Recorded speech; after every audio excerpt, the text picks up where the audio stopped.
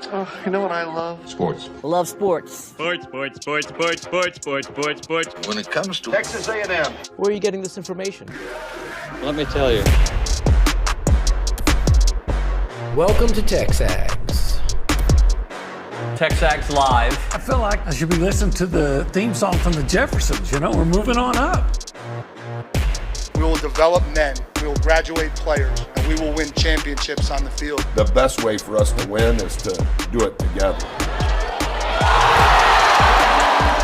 He is a guy that has gotten better and better and better. He's just got that dog in him. It's been special. The 12th man this past week was unbelievable. And this is a real program. It's not fake. This is a real place. And if you want to be really good at football, this is a really good place to be. You know, if I'm betting on anybody, it's the Aggies.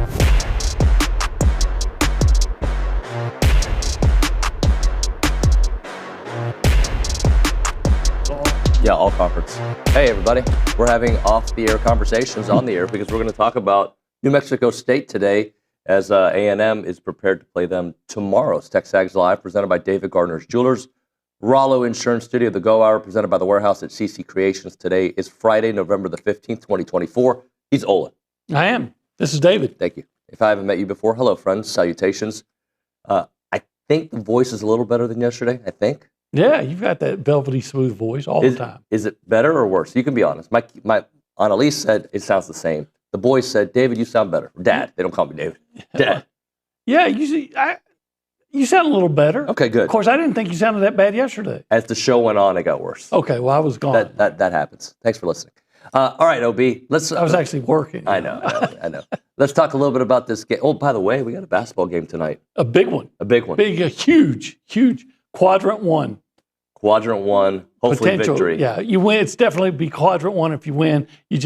Then it would be up to Ohio State to continue that trend. Yeah, to make it remain in quadrant one. A lot of sports this weekend because tonight you got the Aggie basketball. Yeah. I might watch the Tyson-Jake Paul fight after that tonight. Tomorrow, Ags New Mexico State. Yeah. John Jones versus Stipe. Interested in that one? I don't know who either of those guys are. All right. John Jones? I've known a lot of John Joneses. John Jones is the baddest man on the planet. Oh, okay. Yeah. He's what Tyson used to be for the UFC. Okay. Is he going to bite somebody's ear off? Hopefully. Yeah. If we're lucky. Anyway, New Mexico State, I think at times, it comes across not on purpose that we're disrespecting New Mexico State, because I think what happens with our analysis is we start jumping to Auburn and to Texas. But sorry, guys. Yeah, I'm not going to be Lou Holtz and make a team out to be the best team you're ever. Look, I get coaches have to do that to some degree, but they've won one FBS. They've beaten one FBS opponent. It was La Tech, right? In overtime, because La Tech, I think, had a field goal block in regulation. It's just a different caliber of athlete. Yep, different caliber athlete, and also the reverse records, 7-2, 2-7. And as we learned from their coach, Tony Sanchez, they had something like 35, 36 players they lost from that really good team last year to the transfer portal. So it was a complete rebuild situation for them.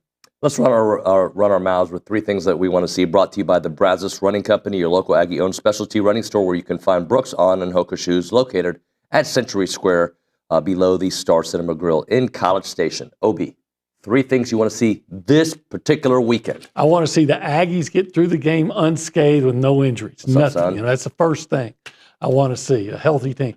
I want to see Amari Daniels run well, look like a guy that can step right in. I'm trying to think of places where I think the Aggies look vulnerable. So I just want to see good, strong run defense, like especially linebacker play, because I don't think that New Mexico State can really hurt you with their passing game. They have some nice receivers, but their quarterback thing has been a revolving door. A problem. And let's face it, A&M has had some issues in run defense at times. So I want to see that. And New Mexico State actually has some pretty good running backs. Yep. So I want to see them go out there and play strong run defense. All right. OB, the three things I want to see, very similar. Okay. Health. I want to see healthy dudes. Not only getting healthy, I want them to stay healthy, right? Like, Absolutely. This is the kind of game, get in, get your work done. Next group in, get your work done. Next group in, get your work done. That's what I'd like to see. Okay? Yes. I'd like to see some down the field passing. All right? Like, let me get a long Noah Thomas touchdown, Jabri Barber, Cyrus Allen, Ja'Day Walker, whoever, right? Terry Bussey. I want down the field passing. Okay? And the third thing I want to see is I want to see a mad defensive line. Maybe even a mad offensive line, but definitely a mad defensive line. You know how whenever you take on these teams, people talk about like puffing up your stats offensively, like, hey, they scored 70 against this team. Fine, I want to get 10 sacks. I want to get 8 sacks. Whatever the number is, I want the defensive line to put up so many sacks that we're like, okay, like that's what I want to see moving forward. Yes, and why wouldn't they? It's like they were embarrassed in their last game, and now you're going against a opponent that you're better than. So why wouldn't you see that? Why wouldn't you see that? Yeah, but I mean, the thing is, this season, I feel like there's been times that when I'm doing these Nuño's notes and I'm getting intel from the other teams, that like Mississippi State, they're terrible secondary. They have a bad offensive line, and A&M has not been able to capitalize sometimes this year on those areas. I want them to capitalize. Yeah. Capitalize, darn it. Yeah, I've said it over and over. I don't know what it is, and I'm not talking about this team. I'm talking about A&M for 20 years. It seems like always has a problem of capitalizing on another opponent's, or not always, often has a problem capitalizing on their vulnerabilities, on other teams' weaknesses and vulnerabilities. Yeah. I don't know why that is. I agree with that. Let's get into some matchups. I don't know if you have names in front of you, but we can just talk about some areas that you're going to be paying attention to. Well, yeah, I think the best individual matchup to watch out for, McKinley, you got the name? I have 2 names. Big, I don't know if I'll know the name if you say Pete, it. 6 Pete foot. and Jackson. Pardon? Pete is one of them. And No, Jackson. that's his last name, right? Yes, last names. So what's his first name? That's one of them.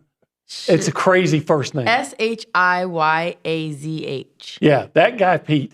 That's his last name. Anyways, from Missoula, Montana. So right there, he's a big old mountain man. I'm going to respect him for that. 6'8", 325 pounds. Last year was all Conference USA. Actually, really, he's a good player.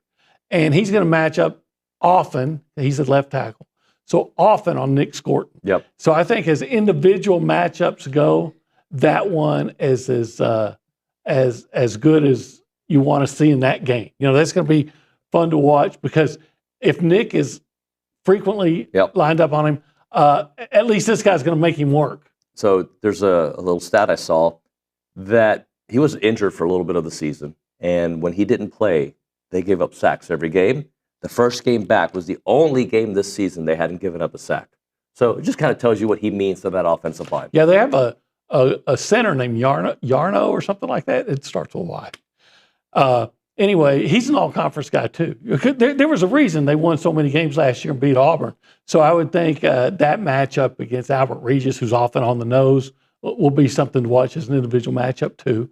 But that'll go into another key matchup, and I'll just call it the New Mexico State running backs, Seth McGowan and Mike Washington. They're both averaging over 5 yards a Yeah, carry. they are. And I think McGowan's run for 600 plus, Washington's 500 plus.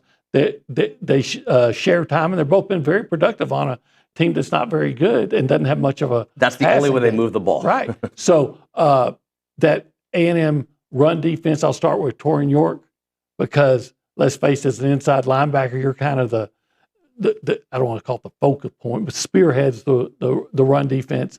And again, that offensive line, a couple of those places, they have all conference guys that are matched up. So I think that's a big key matchup is how is Torian York going to lead that run defense that's sometimes been vulnerable against a pretty productive tandem of running backs in New Mexico State. I'm trying to remember this note that I was given. I believe in the entire month of October, they did not create a turnover. They did get one the first game in November. I think they've only played one game in November, but the whole month they did not create an interception or a fumble recovery. Yeah, well, once again, that's probably why they're 2-7, right? Yeah. Or a big symptom of it. I think you also have to look again. We talked about it just a little bit before. A&M running the football. Amari Daniels steps in and plays Le'Veon Moss. You don't have him. So they've got a guy, I want to say his name's Tyler Martinez. That's their linebacker. As a linebacker, very active, very productive, leads them in tackles. So that's kind of the reverse of what we just talked about. A&M is their run defense with, led by Tyler Martinez. How's the A&M defense going to match up with those guys? How productive is Amari Daniels going to be stepping into that starting role? I think that's a key matchup as well. So offensively, they like their wide receiver crew. They just have had a hard time getting them the ball. They have a young man who's a freshman from DeSoto that leads them in receptions. Pride. There you go. Is it TJ Pride? TJ Pride. They have another guy. Oh, my goodness. I don't have my notes in front of me. What position? Huh? What does he play? Wide receiver. He's there. He's actually only has 15 catches. But he only has one less. David? Cordell David? No, he's the second one. There's one other. Alan Ortiz? No, there's another guy. PJ Johnson? PJ Johnson. Thank you, PJ Johnson. He's got Pride has 238 yards receiving on 23 catches. Yeah. Well, PJ Johnson has 15. 237 yards receiving on 15. Right. So he's maybe more of a big play threat. And let's face it, if you're a big play threat in the passing game, sometimes A&M is vulnerable to the big play. So I'm not expecting a lot of big plays in this game. I don't either. Yep. But they haven't, even McNeese had a big play or two. Now, it was close to the end of the game when A&M was emptying their bench, but it could be the same situation. Yeah. All right. Where are we, by the way? We are, in this particular area, this area. This area is the cool zone. That's brought to you by Holistic Planning. Holistic Planning. Investment, tax, estate. And one other big one. Well, you can invest in professional sports teams. See? And I think you should. I think I should too. Yeah, I think you should be owner. I wish a professional sports team would invest in me, but that's not going to happen. Be the janitor? That's not going to happen. But what can happen is you can invest in a professional sports team. What do you think the website is? Investinprosports.com. Oh, is it? I was going to say holisticplanning.com. I think they have that one too, but investinprosports.com. If you want to be a part of the conversation, call us up. We are accepting calls. Sometimes people call and sorry, Olin doesn't have headphones. We can't talk. He will have headphones in the next segment. 979-693-1150. That's the Boss Firearms hotline, or you can text us on the Little Sluggers text line, 979-693-1150. We go around the room. We go behind the glass. We say hi to the Nick Savage. Nick, good morning, buddy. Howdy, good morning, y'all. What's up? Well, on the note of wide receivers, I got Matthew Dawson bombed. He gave me a little nugget. Cordell David or Davis? David. Cordell David. You mentioned, David, that the Aggies, New Mexico State Aggies, struggle getting the ball to their wide receivers. He's been targeted the most, 42 times, but he's only had 15 catches. So, as he put it, grossly inefficient in getting their playmakers the ball. So something the Aggies definitely could capitalize on. They could maybe use Elon Musk to help out. Anyway. Yeah, it's all about efficiency. Look, I'm not saying take them lightly. I'm not saying any of that. I am looking ahead because I expect them to take care of business. But again, these are guys that this is their opportunity, and this is a new group. But this program, with Tony Sanchez as the wide receivers head coach, or wide receivers coach, not the head coach, did beat Auburn. They did. They did beat Liberty 2 years ago. Yeah. So they are a team that can defeat big way waves. back when. They beat Arizona State way back when. What year are we talking That would have been probably around 90-something. Yeah, it's been a minute. But just saying, they are coming. If you listen to Tony Sanchez's press conference, and we're about to have him on the show in a few minutes, he respects, but they're not scared. Yeah, they're going to lose. Yeah. And I think he knows it. They're not the team. You think he knows it? Yeah. They're not the team they were last year. If it was the team they had last year, if Diego Pavia and Eli Stowers and all those other guys had stayed for an extra year, they might have been challenging the likes of Army and Boise State as the best team in the group. They would have been really good, yeah. Yeah, but they don't have those guys. And so what you're saying is they're different. They're as different as me and you. Different head coach. Yeah. Jerry Kill's no longer there. Right. He's in Vanderbilt. Jerry Kill? Yeah, didn't he go to Vanderbilt as a consultant or something? Oh, maybe he did. I thought that's why all those guys did? went with him. Oh, I thought just Jerry Kill retired. I didn't realize he was a consultant there. You're probably right. I might be wrong. You're probably right. Or an assistant coach of somehow. Okay. But he was the head coach. He brought Tony Sanchez from TCU over there, and now he's moved on. All right, let's go to the Angry Elephant News and Social Center. McKinley Polanski making her third appearance in the first segment, but this time a formal introduction. Hello, McKinley. Good morning. How are y'all? We're good. Pretty good. Good. Same. Oh, hey, hold on. How are you? I'm good. Thank you. Yes. Happy it's Friday. Yes. Love Friday. I have a lot of things. Why do you love Friday so much? A lot of things to talk about. Wait, what did you say? Why do you love Friday so much? Oh, because it's a weekend. What do you do on the weekend? Go to the football game. Okay, good answer. Right. Good answer. Yeah. Good answer. And then go straight to bed after. Yeah. Yeah. Yes. Yeah. I mean, it's a 6:30 game, so like. Yeah, I mean, Yeah. 10, 10:30, 11. You'll be in bed by 11, I'll be 22. tired. Yeah, I get it. I'll be in bed. Yeah. Well, the number 23 Texas A&M men's basketball team hosts the number 21 Ohio State Buckeyes in an 8 p.m. match at Reed Arena today. The 2-1 Aggies versus the 2-0 Buckeyes will be the first ranked versus ranked non-conference matchup at Reed Arena since 2016 when the Aggies went against Iowa State. I was there. Fun fact, the Buckeyes' visit to Aggieland marks just the third time ever that a Big Ten school has come to College Station for a men's basketball game. Mm-hmm. I was there for the first one. Who was the first one? Northwestern. Oh, did they count? At G. Raleigh White. At G. Raleigh White. Yes, wow. at G. Raleigh White. That's my day. And Northwestern won that game. Tony Barone. Tony Barone. Yeah. What else do you have for us, McKinley? Yes. The Texas A&M women's basketball team hits the road for its first road test of the season at WVU Coliseum against the number 15 West Virginia Mountaineers today at 6 p.m. All right. Joni Taylor's got to get it going. And first road trip. Let's go. Mm-hmm. I don't know how good West Virginia is. I don't care. But I don't think it matters to them. They just need to. They need to get some wins. Yeah, they need to work on themselves. And I think they will. They got a lot of new faces in that. They do. They do. Team players that came in and players that were hurt last year, they're playing for the first time. When we come back on TexAgs Live, do you know what we're doing? What are we doing? If you were to take a guess. Well, we're going to be over there. We're going to be over there. And we're going to be talking A&M sports. But we're going to be talking with someone. Oh. Could that be Tony Sanchez? Tony Sanchez. That's right. Tony Montana Sanchez. Tony Sanchez will be on the program. He's the head coach at New Mexico State. We will chit-chat with him on the other side. Right now, we're talking Prize Picks, prizepicks.com/TexAgs. Use the code TexAgs to get $50 once you play in $5 lineups. Obi, I did my picks yesterday. I'm going to do it today. You're going to do it today? I'm going to join up today. Do you agree with this? Quinn Ewers, 292.5 passing yards, less than 292.5.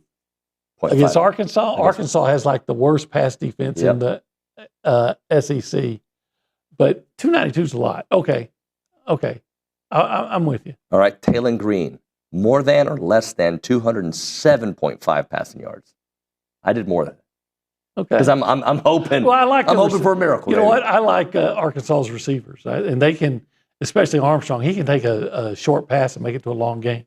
Ashton Genty. I forget who they're playing. Who are they playing? You remember who Boise State's playing? Who is it? San Jose State. Thank you. The Spartans. The Spartans. I have him rushing for more than 193.5 yards. Okay. Yeah. Agree or disagree? I agree. All right. By the way, you can play this game, 2 to 6 player stat projections. I'm going to give you a free square if you want it. Here's one. All Mike Tyson has to do is hit more than 0 punches in the fight against Jake Paul. You get yourself a free square. So, like, if it's a one punch and it's over, yep, Mike, you still win. That's right. Free square. As long as Mike is the one that landed the punch. He just has to land one, and you get a free square. All right, 2 to 6 player stat projections. He's going to eat his children. Pardon? That's the worst Mike Tyson. Did he say eat his children? It didn't remember when Yeah, Mike, you're right. You're right. Mike Tyson said that. PrizePicks.com/TexAgs. Use the code TexAgs to get those $50 once you play in $5 lineups. It's Prize Picks.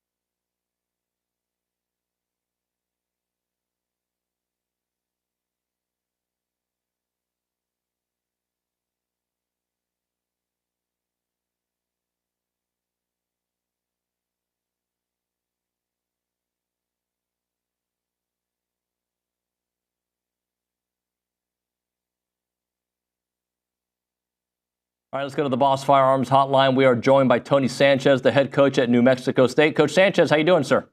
I'm doing good. How you guys doing? Wonderful. Doing well, yeah. Wonderful. So let's talk about this opportunity at Kyle Field that's coming up for New Mexico State. I know that you guys have. I know that you said you're not afraid of competition. You look forward to it, and this program has beaten some big teams before. So just talk about this opportunity. Yeah, it's a great opportunity. I mean, obviously, fiscally, you play these games, to help out your athletic departments and such. But at the same time, it's a great opportunity to go compete against some of the best. A&M's having a heck of a year this year. That program's rolling right now, and I know they're fighting to get in the playoffs and, kind of extend that season, in a special way. And we're excited to go. Obviously, it's been a tough season for us. Last year we went into Auburn, but, we lost 38 guys in the portal. We have 17 guys from that team starting on other teams right now. So we're a different team, and we're not playing an Auburn team that's kind of trying to find themselves. We're going in with a fresh set of guys going in to play a pretty lathered up A&M team. Having said that, at the end of the day, you don't go into this business, tippy-toeing, you know what I'm saying? So we're not, it's just still football. You got to get in there. You got to play right, lineman assignment technique, play with fanatical effort, execute at a high level, and see what happens. Yeah, Coach, how frustrating is it, though, to you said you had 38 players leaving the transfer portal. I mean, you feel like you're building somebody or something, and then it's hard to, to keep all those guys. It's one of those deals that's hard to talk about a lot because you don't want to whine, and we're not going to do it. It is what it is. So it's the landscape. But, yeah, having been here and been a part of that process the last 2 years and watching the team that we built and then just kind of watching, when it happened, when Coach Kill, he was debating, do I want to stay, do I not? And the first signing day came and went, and then all of a sudden, right before Christmas, he decides to make the move, and at that point, our guys are all gone. There's nobody here. So it's not like you can start meeting with your guys and stuff. And slowly but surely, guys start going in the portal and stuff, which, I get it. You just kind of wish you would have had that early signing day to kind of combat it a little bit. And then you go into the spring and, all right, you've lost some guys. You brought some new guys in. And then a whole nother window opens up and you lose all three running backs. You lose, Eli Stowers to Vanderbilt. And you're like, oh, okay, here we go. We got to regroup again. So it's been an interesting offseason. Now, having said that, I got a great group of kids. They bust their tail. They work hard. We got some talented guys in here. But it truly, it went from being something that we built to an absolute rebuild overnight. So we just keep our head down. We'll be all right. Coach, I want to talk about this current roster, but you mentioned it there. Eli Stowers, he spent some time at Texas A&M. Obviously, everybody knows Diego Pavia's story. So how cool has it been to know those guys and see what they're doing there in the SEC at Vanderbilt? I don't know how cool it is at all, to be honest with you. These guys can be playing for us. I mean, again, it's one of those deals where as an individual, hey, it's great to see guys have success. You know what I'm saying? They're good dudes. I enjoyed my time with them. It's a double-edged sword. You know what I'm saying? It's like what they're capable of doing. You wonder, too. You say, okay, imagine if that entire team, we have a guy starting D lineman at Syracuse. We got a guy at Missouri. You got the two leading tacklers at Arizona State, starting middle backer and safety. There's a lot of guys doing a lot of really good things. You kind of wonder, that whole team sticks together. Is it the best, non-power 5 or power 4 team in the country? You wonder it. So, but it is what it is. Those are all hypotheticals. But, yeah, those guys are doing what we knew they were capable of doing. They've done it for the last bunch of years. But our focus really isn't on them or what they're accomplishing. It's on our guys and building this program. Coach, I personally have never been to Las Cruces. I had a brother that went to school there for a while. What do you – I hear it's nice. It is. So what do you sell? How do you sell your program? Well, I'll tell you what, it's interesting because I played here in 94, 95. First year coaching here was 96 and then kind of went off on my journey. Coming back, it was 120,000 people. And I think in this crazy day and age, people like their kids being in a college town. You know what I'm saying? It's not too big. It's not too small. Amazing weather. We just practiced today at 71 degrees, beautiful weather out here. We have a nice stadium, seats 30,000. We got a great crowd. I mean, sometimes you see some of these teams that play these midweek games or these Saturday games, and there's a sparse crowd. We're always going to get between 15 and 25,000 people at games. So, it's a college town. It's a good atmosphere. We've shown what you can do here the last couple of years. You can win here. We've done it. We proved it, And I just think, our athletic director, Mario Mocha, has put a ton of money into the program that they never had before. We're building a brand new locker room facility, just put it in a brand new field, new scoreboard. There's a lot of good things going on here right now. So again, it's one of those. It's a great place to live. Great place. It's a safe place. Great place to get a degree. So there's a lot to sell just organically here. Coach Sanchez, I want to talk about your journey because I think it's awesome to be at your alma mater coaching, right? And you went there to be wide receivers coach, and now you get promoted and you're now the head coach. Can you kind of take me through your journey to get there? Yeah, obviously, you had, that good run at Bishop Gorman and got a chance to go to UNLV, learned a whole lot there, made that place a little bit better and, built some facilities. And then all of a sudden you're out, so you're sitting there and then the pandemic comes and you have an entire year where you're just sitting there and, you're just like, oh, wow, you took a lot of walks, bought some cookbooks, learned how to cook and, just kind of rejuvenated myself. It was really good. And, got a chance to go to TCU to be an analyst. And that was just amazing. Obviously, Gary Patterson's a phenomenal guy, intelligent guy, and Kill's an analyst there, and Coach Beck, and we all kind of shared an office. So just spending that time with them was outstanding, getting to know them. And then, I'm sitting there drinking a beer with Jerry, we're at Rogers Roundhouse, and he's like, hey, I'm going to get this New Mexico State gig. And he's like, we got to go back to your place. And I was like, wow, okay, kind of full circle. You never thought you'd have a chance to go back here. And it's been fun. Like I said, when we got here, there was no expectations. There was no real engagement. We kind of were sneakily recruiting. I mean, nobody, it was just us battling ourselves. And we weren't really in any competitions. And we were able to build a really good foundation here and bring in a lot of really good guys and have a lot of fun doing it. That's one thing about Jerry. He real big family atmosphere. And, we had a lot of fun doing it. And then last year was just kind of took everybody by storm, shocked a lot of people, and it was fun to be a part of. So, like I said earlier, you have those 2 years, you create possibility here, you create an expectation where expectation is a good thing, and then you kind of have to rebuild this thing again. So, but for me personally, it's great. I mean, again, this place gave so much for me. I got a bachelor's degree from here. I got a master's degree from here. Both my kids were born in the local hospital. It's been great to come back. Me and Coach Beck actually. One of the guys who was in one of my best friends, and we lived on his couch for the first month and a half that we were here. So it's nice to know people. Yeah, Coach, look, you've talked about the rebuilding situation you are in. Rebuilding is almost always really difficult. But on top of that, do you feel like y'all been a little bit snake bitten? Because it's my understanding I've started 3 different guys at quarterback. Yeah, we've had 4 guys play, and that was probably the hardest thing because we lost Diego, then we also lost Blaze, who also went to Vanderbilt, and then we lost Gavin Frakes, who went to Virginia. So when I got the job, we didn't have a quarterback on the roster, so that was hard. And then we brought some guys in, and one of them got hurt early on, and and we've been really sporadic there. And that's the hardest thing. I don't care what level you're at, you got to have a quarterback. If you have a guy who can get out there, compete, and give you a chance, you got a chance to have a great season. So our guys are competing and they're working hard. It's just, the guy that, Santino was not here in the spring with us, so he got here late, got here in mid-June. So just kind of getting his feet wet. Deuce Hogan, who's out now, also wasn't with us at the time. And that's a position that we've been kind of battling with. So that's part of it.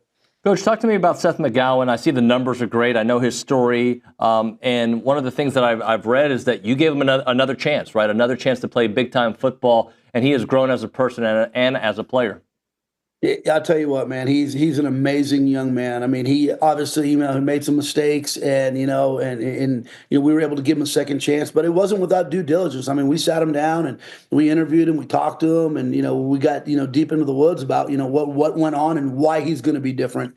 And it's really good to see somebody who's got that much talent, who cares that much, who's, committed to making a change. And let me tell you, he's one of the greatest practice guys I've ever been around. I mean, he works so hard. He understands the second chance he's been given, and he doesn't waste it. He's a special player. Hey, and beyond him and Santino Liucci and those guys, you did mention that, you feel like you have some talent on the team. So who are some of those guys that the fans at Kyle Field be looking at and say, that they might be impressed by on that New Mexico State roster? Yeah, so you got Mike Washington, who's the other back. He's a transfer from Buffalo, really good player. He's had a really good year. I think he has 6 touchdowns right now, and he just, he's a, those two are kind of the yin and yang. They run a little differently, but he's a big kid, 220 some odd pounds, and right at 6'3", catches the ball well to the backfoot, so he's good. Local Texas kid from DeSoto, TJ Pride, young freshman receiver. He's got a heck of a career ahead of him. Cordell Davis been around for a long time, another Texas kid who, has been, frustrating for a guy like that, and he's got such a good demeanor. But we have not been able to throw the ball the way we've wanted to. But he's a guy who's a good player. Shiaz Pete, our left tackle, he missed the first 6 weeks of the season. He's big kid, just right under 6'8", just got a lot of, big ceiling, great story too, Native American kid. And so it's good to see him. Kay Naegeli is a 3-year starter, coming back, our center. And then defensively, Buda Palete, a really good player for us, got hurt early on after the second game of the season, so he missed a handful of games, but he's getting back to full strength. He's a really good football player. Tyler Martinez, linebacker, he's really stepped up and done a much better job, this year. So, there's a handful of guys. And then our kicker, to tell you what, he's been phenomenal this year. He's I believe he's like 13 of 15, and his 2 misses are 59 and 58. Wow. He's been a really, really good guy here, so he's definitely a weapon. Let's close out with this. Your thoughts on what Coach Elko is doing here at Texas A&M? Obviously, they're hoping to get into the playoffs. From afar, what have you seen? It's funny because, the older you get and the more you've been around, you kind of root for coaches, what I'm saying? You kind of follow them, kind of like we did players when we were younger. And so I watched them a lot, over at Duke and stuff like that. Newman's a DC there, and when they made the hire, I was like, wow, that's a pretty good hire, a little different. And immediately you see the culture. You see the way they run around on defense. You see the way they punch the ball out. They play a really physical brand of football. You can tell he's instilling that in them. They're really disciplined. He's a good coach. Like I said, he does a great job. And, your team kind of reflects you a little bit as far as attitude goes. And you can see that, what I'm saying? He's got a good, calm, tough demeanor, and those guys play like it. Coach Sanchez, we appreciate your time. Thanks so much for making a few minutes and hope to see you on the sidelines. All right. Go us Aggies. Take care, sir. No, us Aggies. No, we're not going to go with them Aggies. We're going to go with we Aggies. All right, OB, let's I'd take Tony Sanchez at 1775. Seemed like a nice guy. Yeah, he seems like a real good guy. Maybe he should come like next week, because after the beatdown that they're going to take, he's going to need something to make himself feel better. And nothing to make you feel better than a good meal at 1775. Yeah, that might be the score. If you're depressed, with the Aggies with 75, you think they're going to win 17 to 70, 75 to 17? I think if they want to, or score 1,775 points. I think the Aggies could probably name the score, and I would think, okay, we're going to win 17 to 75 with them having the 17, of course. Good food can help out with people that are sad after losses. Makes you feel better. Yeah, it just makes you feel better. Yeah, and that's comfort food. Comfort food. Because actually, for me, it's kind of uncomfortable food. Because once I get finished eating it, I'm like, oh my gosh, I couldn't stop. I'm a little bit uncomfortable. Well, and also, if you're in a bulk, you can go there. If you want to just cut the carbs, you can go there. If you want to add carbs, you can go bulk. I don't even want to go there. 1775, open Thursday through Saturday, 11 a.m. until they're sold out. Online ordering turns off at 10 a.m.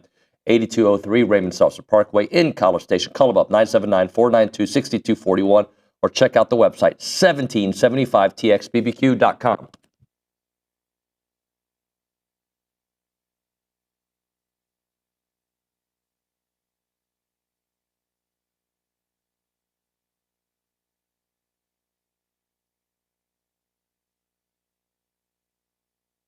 What's up, TexAgs? This commercial break is brought to you by my good friends over at Aggieland Chevrolet, the official automotive sponsor of TexAgs.com and me, Billy Liucci.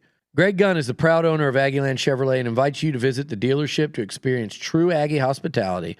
From their friendly staff to the experienced service team, Aggieland Chevrolet is TexAgs approved. Check out the dealership off of Highway 6 in Bryan or go to AggielandChevrolet.com and tell them Billy Liucci sent you by.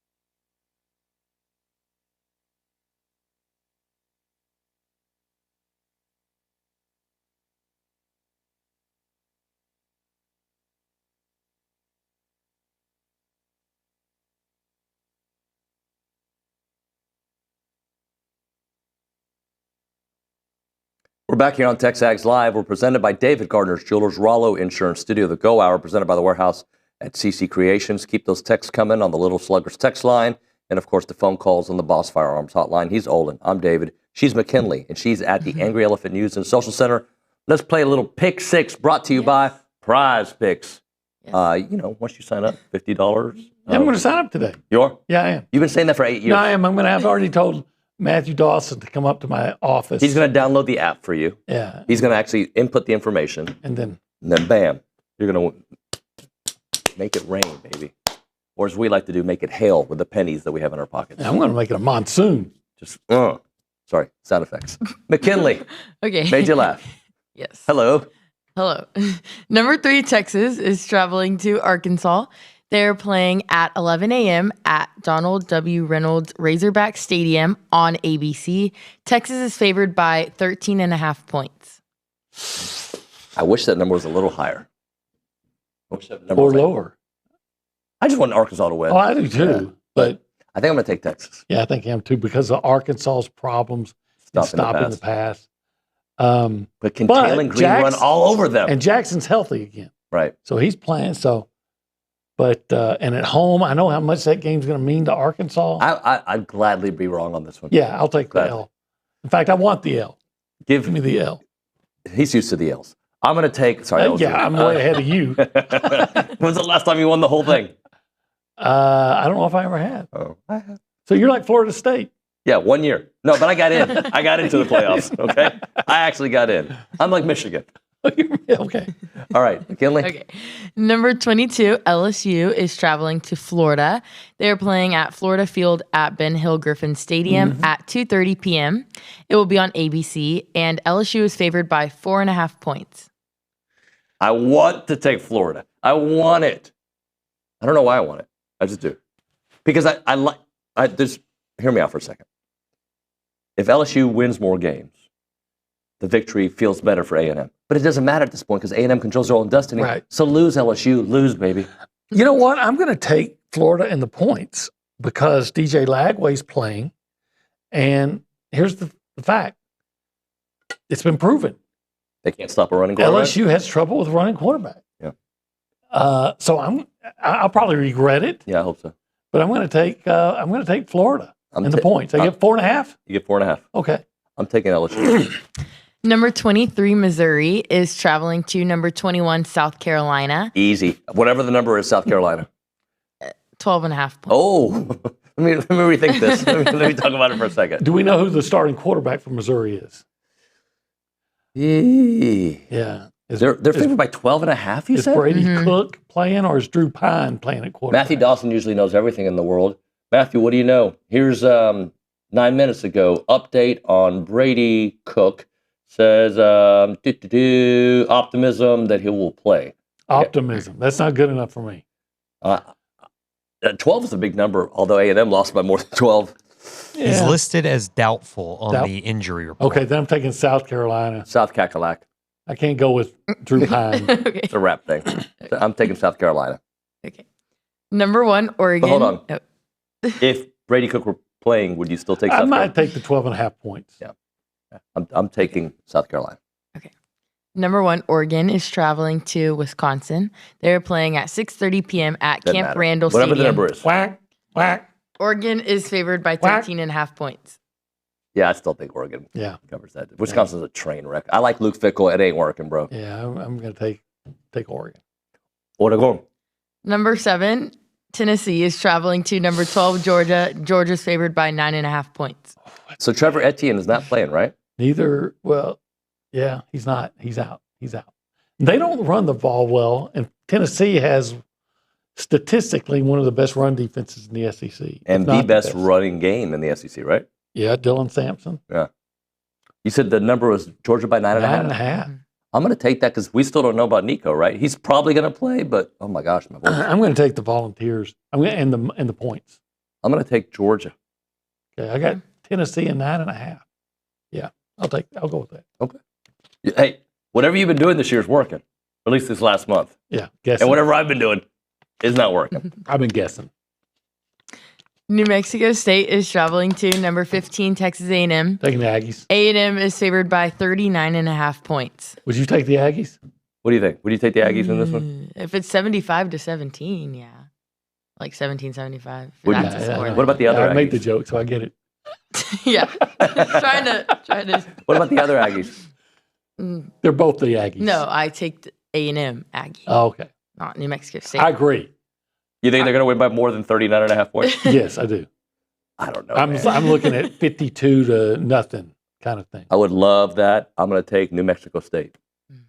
I've been wrong a lot. I'll just keep being wrong. All right. I apologize. I guarantee you there's one guy who's going to text the show. I hate you. I'll never watch you again. I'm going to give you that J.D. Vance look.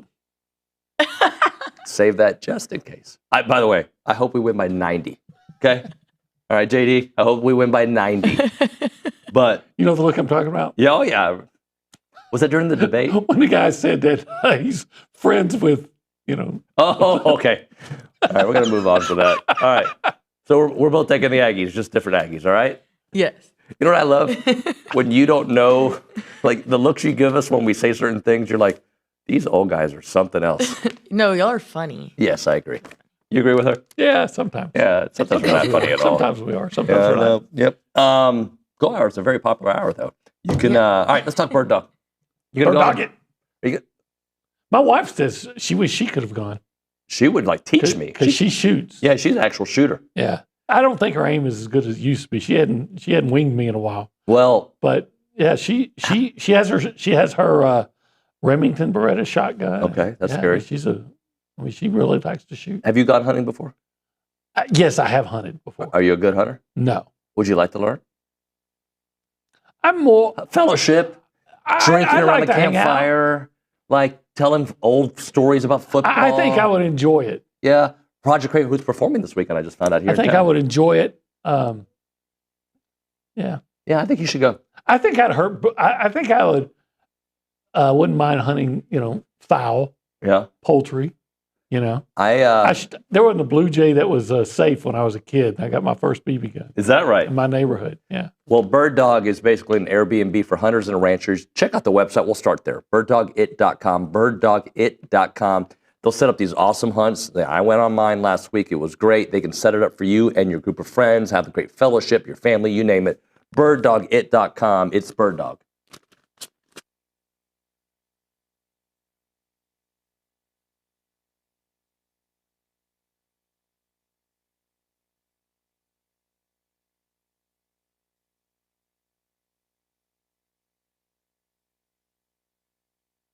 Everyone, David Nuño here in a moment right now for Snaps Clothing. They are the makers of the only official licensed Texas A&M Pearl Snap shirts. I'm wearing it right now. This is part of their Tailgater collection. It's built for game day. My friend Edgar over there is doing great work. You've got to check out the clothing. It's the Pearl Snaps. It's the cool look. It's kind of hip, but also Western. You'll love it, and they have great stuff there. They'll keep you comfortable as you're repping your Aggie gear, and it's the place to go to get it. Whether you're watching the game from home or tailgating before watching the stands, these shirts have you covered. Head to snapsclothing.com. That is snapsclothing.com to gear up for the season.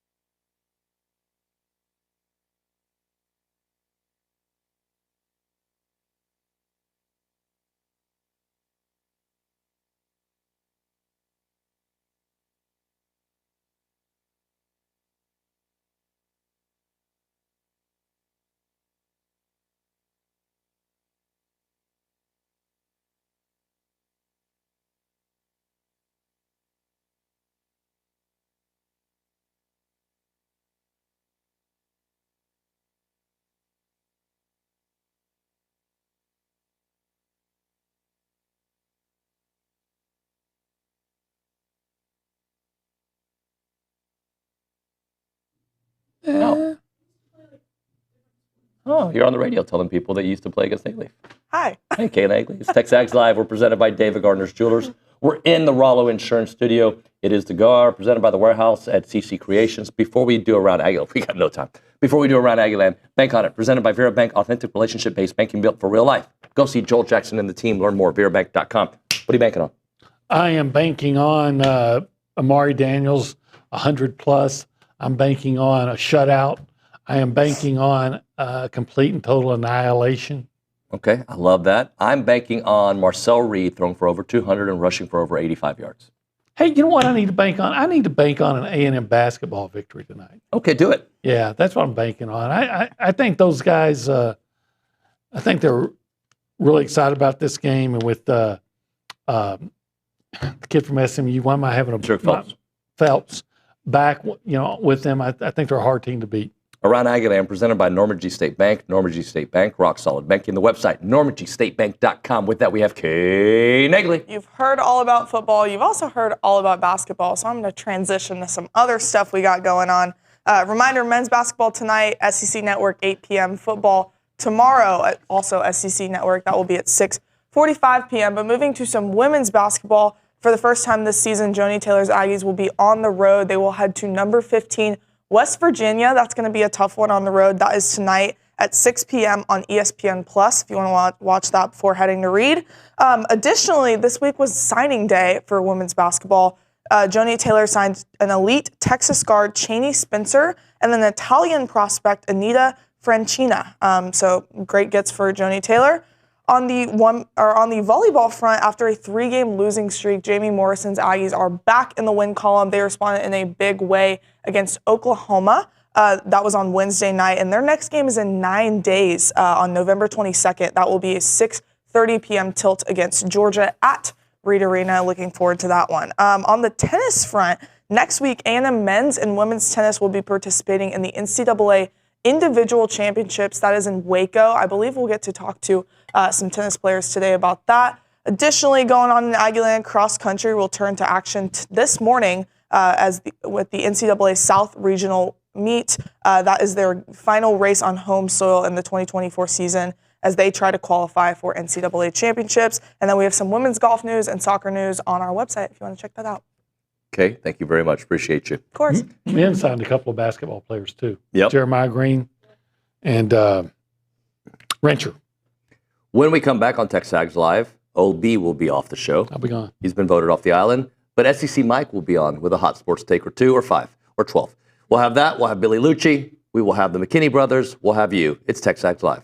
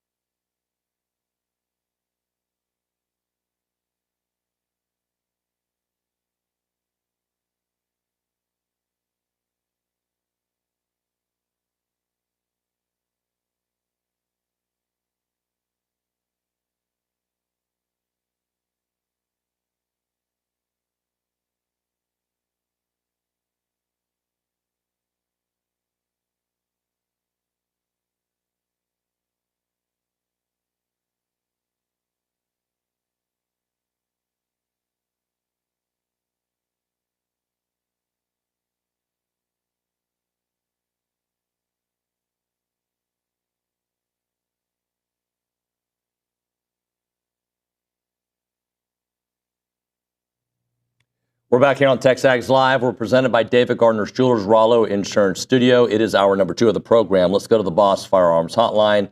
That's where we find SEC Mike to break all things down in the SEC. Mike, how you been, buddy?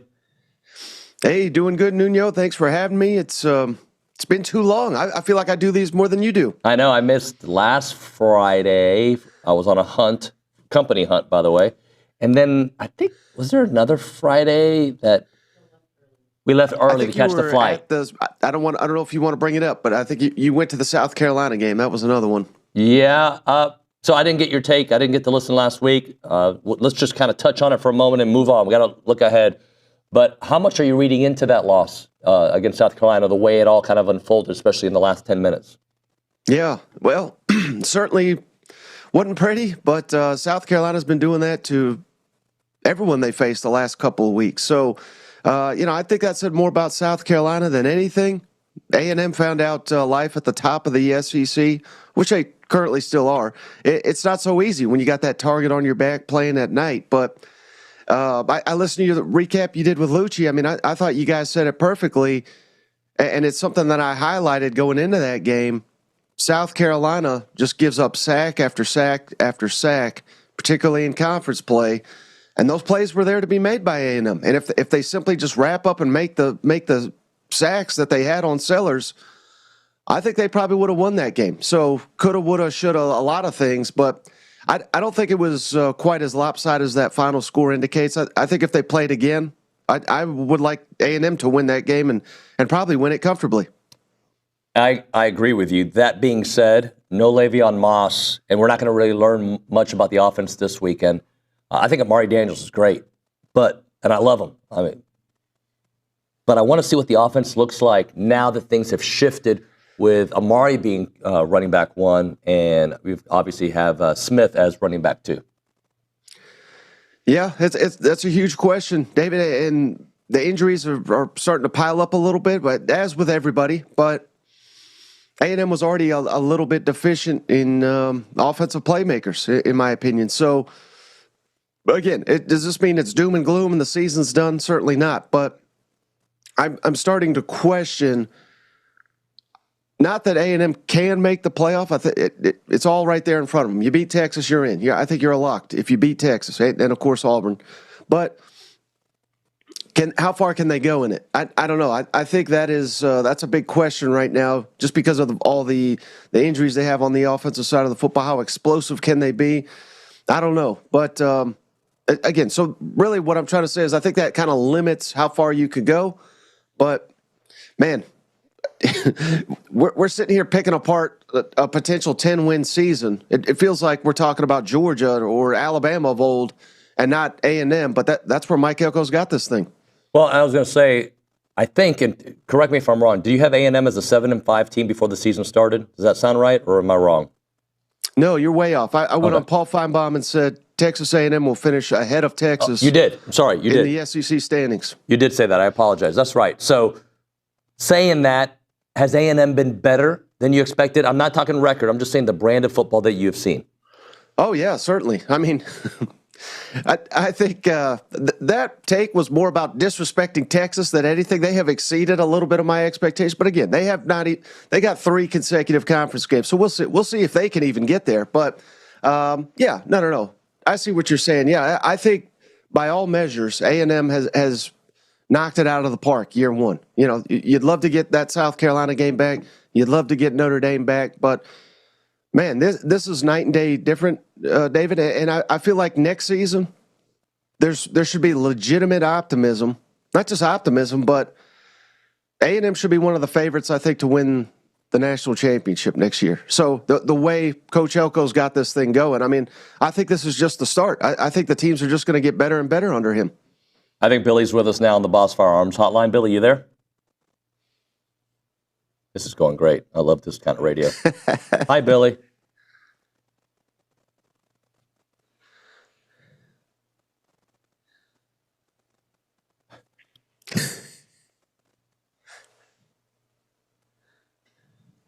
Well, I mean, am I wrong? Tell me I'm wrong.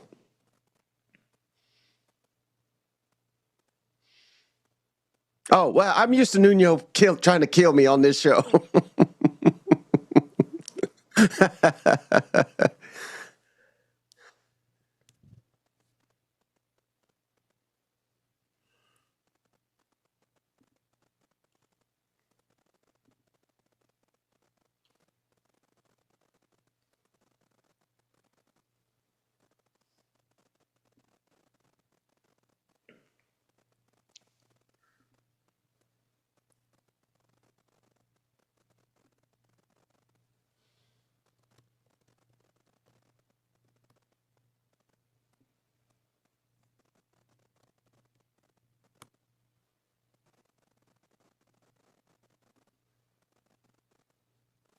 So to have New Mexico State pop up in there, I think is actually beneficial to this team.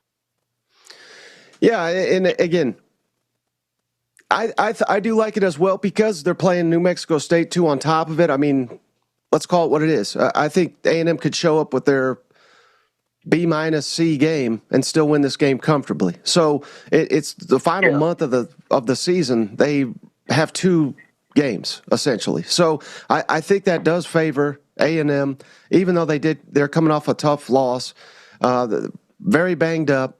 I get it that some people want to go right back on the field, but no, I think it'll be good for A&M. Get that bye week and essentially get another one here with New Mexico State, because I would have to imagine, and you tell me if I'm wrong, but I would imagine most of the bye week, aside from resting, nursing injuries and things of that nature, I think most of it was spent on Texas. If Coach Elko, I would imagine that's what he spent most of his time on. So, I think it lines up really well for A&M, particularly if they make the SEC championship. Which, if they beat Texas, I think they're going to. Having a rested team going into that could be the difference in the game. Yeah, no doubt. And Mike, give us your early take, because I bet you're more familiar with them than we are. I mean, I've watched them several times. I obviously know some of the issues going on. What's your take on the threat level of a road game at night against that specific Auburn team? Because it is one that's definitely on the, the fans have certainly, they seem to be on edge about that one, particularly when it got announced to be a night kickoff and on the road there right before Texas. Right. Well, if Oklahoma can walk in there with a true freshman who's never started in his life and win, if Arkansas, which Arkansas is decent, but they went in there and they found a way to win. I don't think it's quite as intimidating, that stadium, Jordan-Hare Stadium, as it gets built. I honestly wouldn't be too worried about it if I'm A&M. But Auburn's defense is getting better and better and better. So, I think they're going to want a low-scoring, ugly style game. If A&M can get to 20 points, I think they'll win comfortably, because Auburn's offense outside of Jarquez Hunter is pretty bad, and for whatever reason, they will not give the ball to Jarquez Hunter. So I have very little confidence in Hugh Freeze to do anything other than maybe a scandal. So I think A&M's got a massive coaching advantage in that game too. Mike, let's talk a little bit about Florida LSU. Just with DJ Lagway coming back, Florida's getting a lot of people behind them. I don't know what to think about them, because I think they could have won the Georgia game. Absolutely. This is a must-win for Brian Kelly and LSU for the perception of the program. Just kind of give us your thoughts on it. Yeah, this is maybe one of the first examples, David, where we see, does a team kind of quit now that they're out of the playoff in LSU? And again, there's still a really outside shot that they're in, because if they can make the SEC championship, then they'd obviously have to win it. But that's asking a lot of an LSU team that just got torched by Alabama and, of course, A&M in the second half. So I don't see that happening. But, yeah, this is going to be a wild one, because you're right. I mean, the way they're paying Brian Kelly down there, back-to-back losses is unacceptable. What will 3? And there's 3 losses in a row. I mean, I don't think he's going to get fired or anything, but I think there's going to be a good portion of the fans that are going to start calling for that. So, man, his back is against the wall. Garrett Nussmeier, A&M broke him or something. I mean, he was lights out. He was phenomenal. And then the last couple of weeks, it's just not been there for him. They've really got to get him going. LSU with that great offensive line can't run the football. I don't understand what in the world's going on there. Their defense got exposed by Marcel Reed and company, and clearly that just continued on against Alabama. But with Lagway back, I think that you got to believe, though, he's still somewhat limited. If he was 100% and he could run the football, I would like Florida to win this football game. But it's hard for me to imagine him coming off that injury is going to be a huge running threat. So I tend to lean. I like LSU in this one. But if they don't, buddy, man, there's going to be trouble down in Baton Rouge. Mike, let me follow up on that with a couple things. I think I'm of an opinion I haven't heard much, and that is that the LSU offensive line is one of the most overrated units in the SEC. Okay, so that's my first take, and I think if you watch some of these games, you can back it up. It backs it up, and even South Carolina going back, you watch what these D lines have done to the LSU offensive front. A&M, Bama. My second part to that, if you're, because I was in Baton Rouge, I was in Death Valley this past weekend, heard all the, the reaction of the people and stuff, and I want to ask you, with something Nuño and I kind of touched on earlier this week, going into next year, if the season plays out just however you imagine it's going to play out, give me your top 3 hot seat coaches in the SEC entering 2025, I'm sorry. I would think at the top of the list would be Hugh Freeze. Just given the way that thing has careened off the road here, all he's got to point to is recruiting. And Lane Kiffin now, I don't know if you guys have seen this, but he's targeted Auburn's quarterback as a major flip. So that would just add a little fuel to Hugh Freeze's seat there. He has got to be number one. Billy Napier, I mean, I don't even think he should keep his job, but because of all the issues at Florida, he's going to. So you got to throw Billy Napier near the top of that list as well, probably number 2. And then number 3, probably Brent Venables. He's another one. I was scratching my head when they gave him an extension during the summer. No idea where that came from or why. No one was going to attempt to take Brent Venables away from them, but let's just give him a $44 million buyout. Without that buyout, I don't think he's the coach next year, but he will be because of it. Mike, does that mean that Sam Pittman gets let go this offseason? I guess a lot will depend on this weekend. Yeah. I just continue to hear Sam Pittman. If there's one thing I know about my man Mike Bratton, he ain't getting rid of Pittman just as quick as Cousin Shane's going to pick against Tennessee. Right. I mean, you got to remember, David, I believe, I could have this wrong, but I'm pretty sure the over-under win total for Arkansas is like 4.5 or maybe 5. Yeah. I mean, if they close out, and that's even with losing to Texas, I think they can get to 7-5. And they are a heck of a lot better team today than they were a year ago. So, I mean, I think he's doing a decent job at Arkansas. But I continue to hear that I think he is pretty close to the end, but I don't think it's going to be a firing. I think he's going to retire. So I think Arkansas job could come open. But that's an interesting one where as long as he doesn't get destroyed by Texas, I think he's fine. Do they have a chance against Texas? And what does that look? Let's put it this way: what does that look like? What is an Arkansas upset on Saturday that shakes up college football? What does that look like? Well, when Taylon Green is healthy, if he comes back next year, and he continues to progress in Bobby Petrino's system. Let's say Sam Pittman doesn't retire. Let's say Sam Pittman's back. I think Taylon Green could be, one of the better quarterbacks in this conference next year. He has the progressions he has made in just one season. When healthy, he is an elite player. So we got to get him going. Got to stay healthy there. But Texas is going to move the ball up and down the field on Arkansas. It is what it is. Arkansas's pass defense is awful, and that's Texas' strength.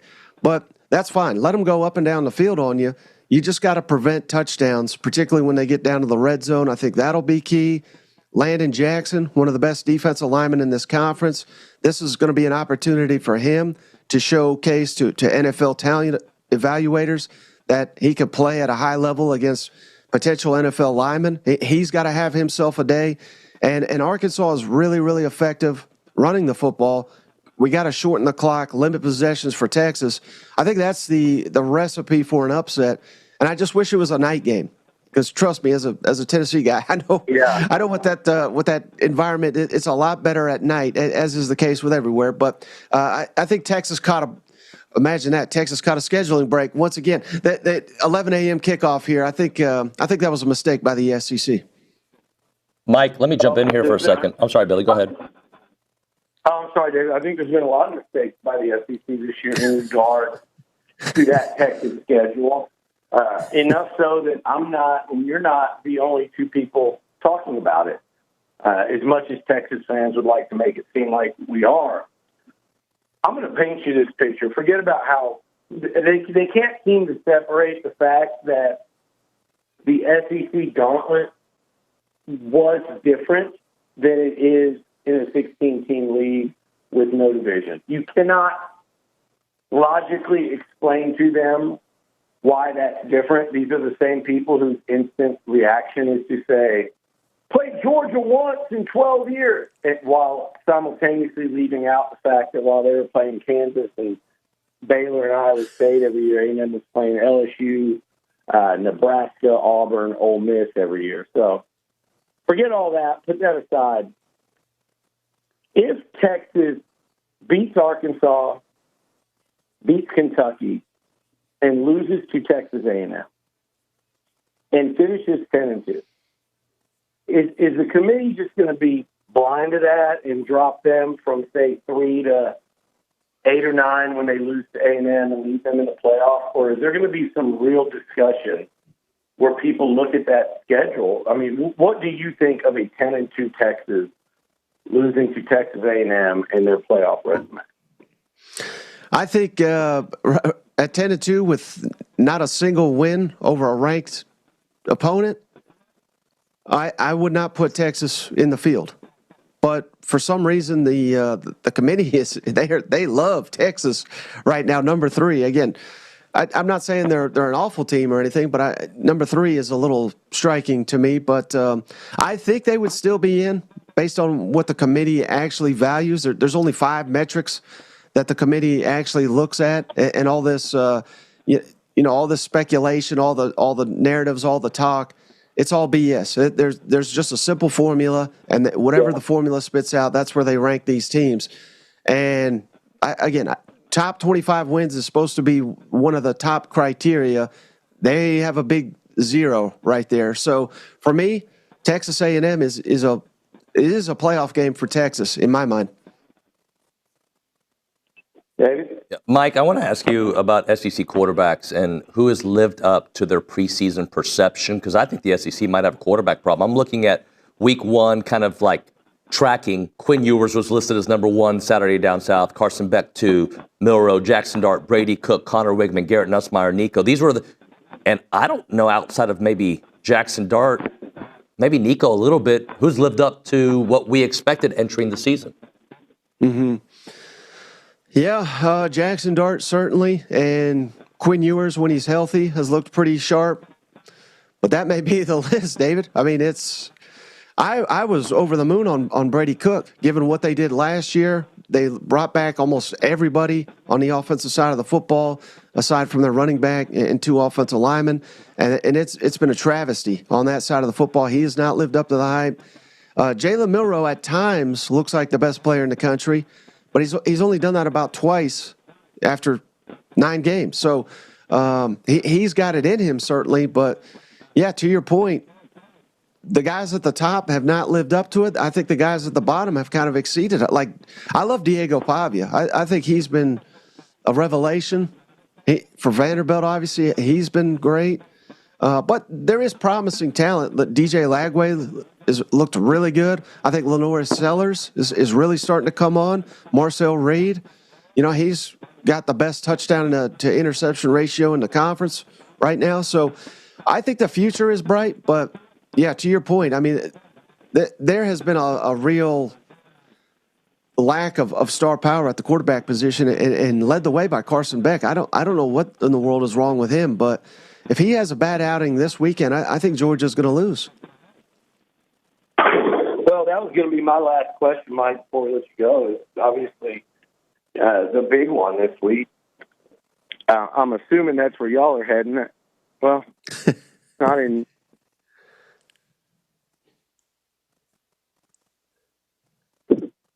Where's Cousin Shane going to be this weekend, Mike? Cousin Shane, I think he is. I don't know if you guys missed it, but he went up to Columbia, Missouri last weekend. I think he's still hungover from. He's like the king of Columbia up there. So we have looked into trying to get down to this Georgia game. The tickets are just astronomical, so we won't be going down this week. But yeah, I mean that is going to be one heck of a game. I really do think, and I think it's a coin toss. I really do. I think if Tennessee is able to go on the road and beat Georgia in Athens with their backs against the wall Saturday night, it's going to be one of the toughest environments in the country this weekend. If Tennessee can win with a banged-up quarterback and running back, if they can win, I think Tennessee's good enough to win the national championship because I don't think they're going to face a tougher test. This entire, how could you? Again, this is a playoff eliminator for Georgia, and it may very well be for Tennessee too. Tennessee may not get in at 10-2, depending on how, if this is an ugly game or not. But everything's on the line for Tennessee, but it's all on the line for Georgia as well. I like Georgia to win it.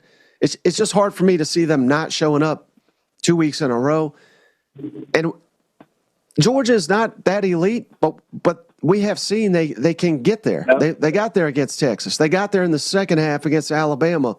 They can get there. It's in there somewhere, but they have not been that. So I do like Georgia, but I'm not confident about it. I mean, I could see Tennessee winning it.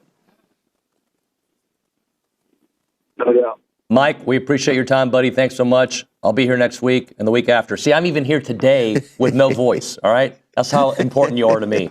No fighting on this show. We're friends here. All right, I appreciate you guys. Later, man. That is SEC Mike there on the Boss Firearms Hotline. With the holidays upon us, get your Christmas shopping done at Boss Firearms. Get a new everyday carry knife, tactical rifle, or personal defense handgun ordered right now. BossFirearms.com. We will hit a break. We'll come back with more Billy Liucci. Right now, we're talking duck camp. Duck camp gear is awesome. I used it for my hunt last week, but I use it for everything. I use it to go around town because it's just fashionable. I use it to go to the gym. You use it to go fishing. You can use it to go hunting. It is fantastic. They range from the new sun protection line of shirts to technical hunting, fishing apparel to the fan favorite Mallard Game Series hat. Those are awesome. They've been battle tested in the backcountry of Alaska to the duck fields of Texas, and they're ready to keep you cool and comfortable during those very warm days there at Kyle Field, or even the cold days, right? They have all the kind of gear you can imagine. Duck camp gear is made for people that live for the moments out there, whether fish to catch, birds to hunt, a time to kill, and football to watch. Check out the gear at duckcamp.com.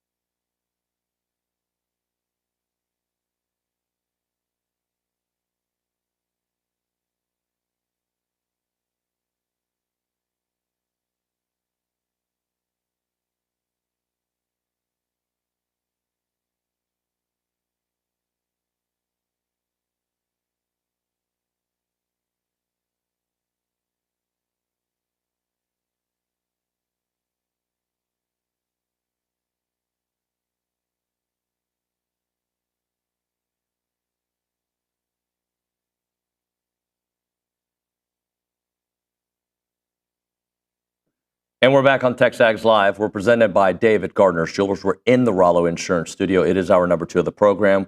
We go back to the Boss Firearms Hotline. That's where we find Billy Liucci, who is joining us on a mobile. Billy, we didn't get to say hello to you earlier. What's up, buddy? How you been?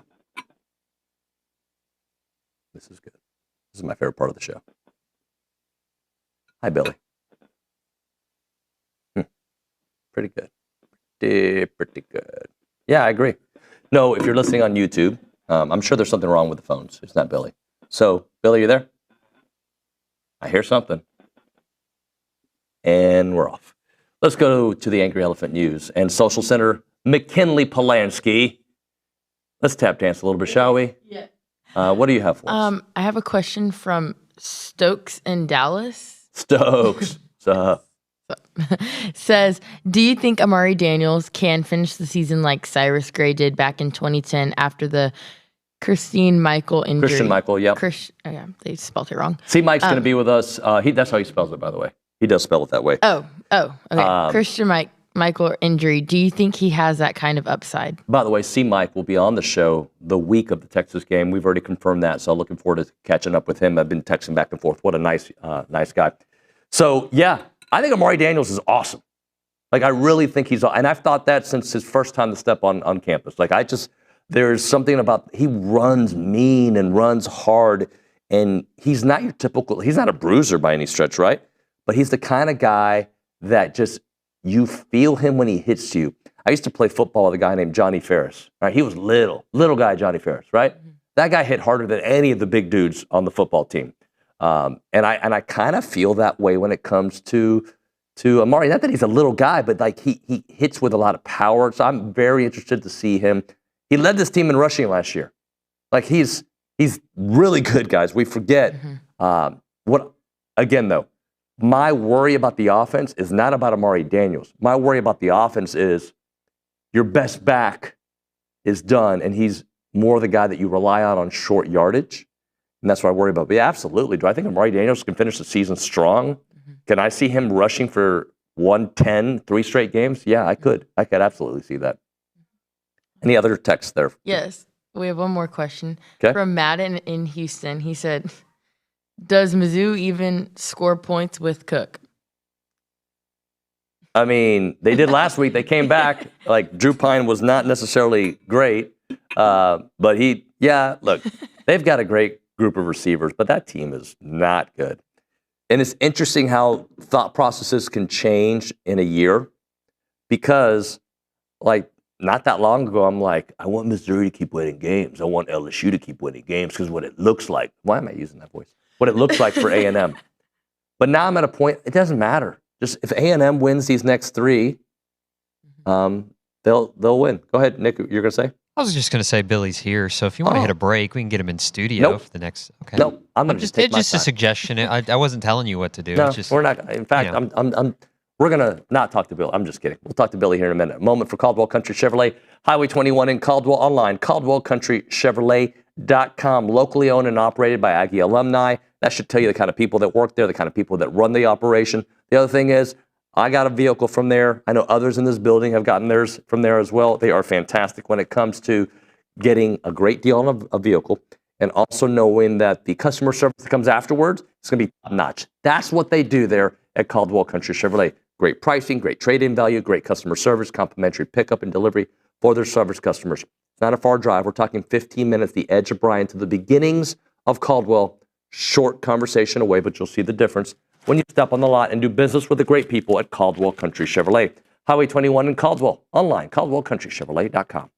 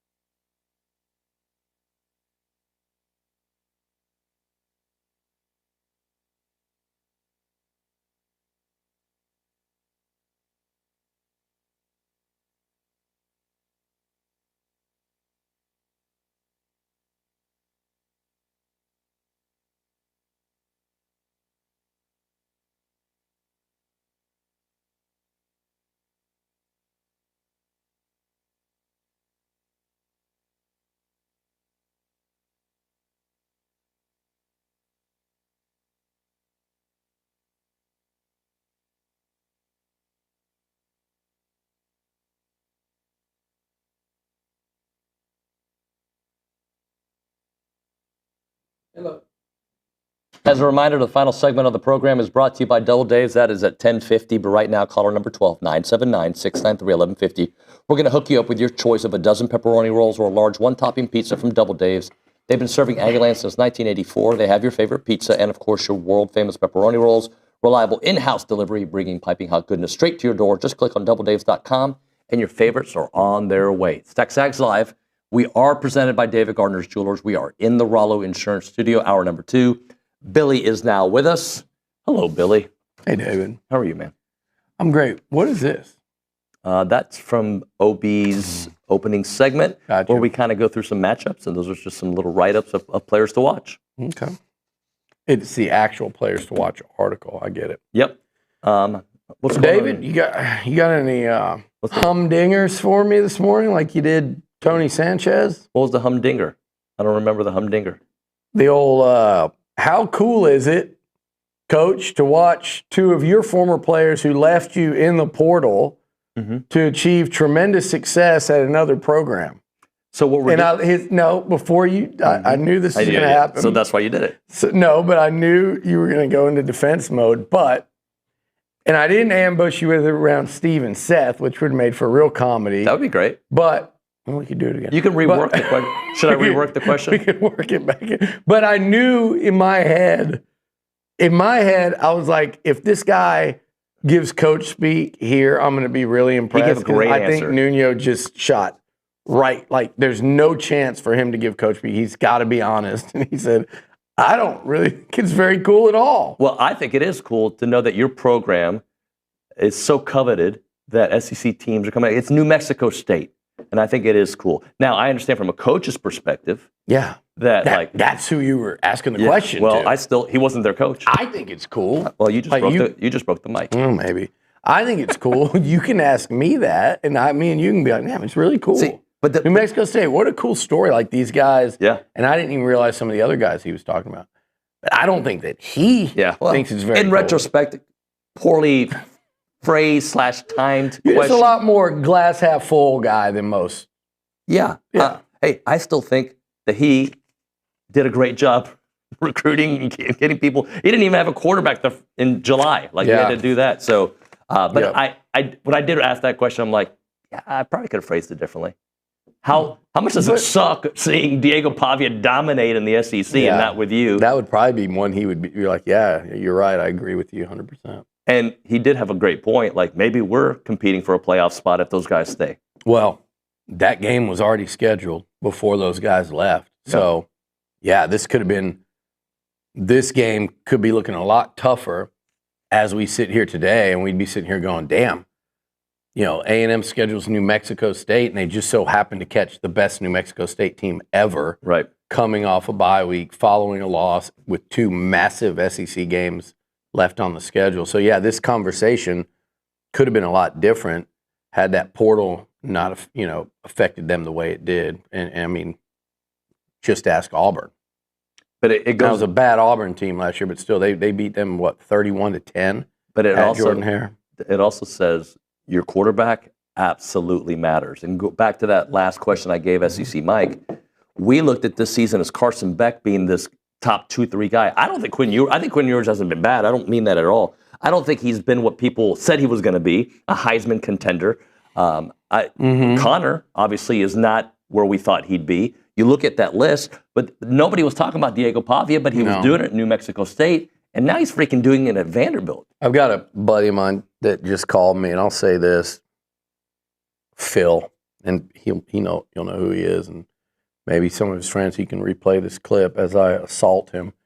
Phil, don't call me with your panic over whatever is going on that you read on Twitter about Texas A&M football today. Whatever that, I'm not saying there's something, but if there is, he'll find it. Okay. So I was about to start searching. It's him and our other friend that comes in here all the time in the lobby that looks like Randy Quaid. Current Randy Quaid or vacation? Older, younger, Christmas vacation, cousin Eddie. Yeah, because cousin now Randy Quaid looks kind of like homeless. Yeah, no, not that Randy Quaid. Yeah. Cousin Eddie, Randy Quaid. So, with all that said, you're right. And you talk about the quarterbacks in this league, and Ewers is, look, part of it is staying healthy. Quinn Ewers gets hurt every year, misses 2, 3, 4 games, whatever it was last year. That's part of it. That's what people were wondering about Connor, and then he got hurt in the first game. It's part of it is to be durable, to be that stupid saying. It's not stupid, but it's overused about availability and best of it. Being available and being able to play at that position week in and week out is obviously a very big deal. And I think Quinn's still been inconsistent. You've seen it with certain teams. It could be Georgia or it could be Arkansas this weekend. It almost doesn't matter the level of the team so much as it seems to matter the style of defense that's being thrown at him. He's still one of the better quarterbacks in this conference, and that's a part of that. It's because who has lived up to the hype this year at quarterback? Probably Jackson Dart. And Jalen Milroe at times. Milroe has. I mean, I know he hasn't played great ever, but Milroe, I think. Milroe's been fine. If you look at the games he's won them and the season, has Nico? Tennessee was one. No, so that's what I was getting at. Before the season, I sat here and just bloviated about, hey, there's these 4 quarterbacks, and one of them is going to rise to the top and get their team to the playoffs. Now, that might be Nico, but I don't think Tennessee would get to the playoffs because of Nico.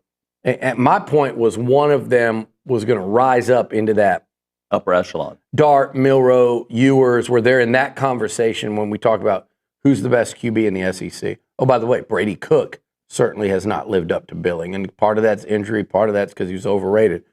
But I thought out of Nuss, Jackson Arnold, Connor, and Nico, that one of them was going to take this big step into being, one of the better quarterbacks in this conference, one of the best quarterbacks in this conference.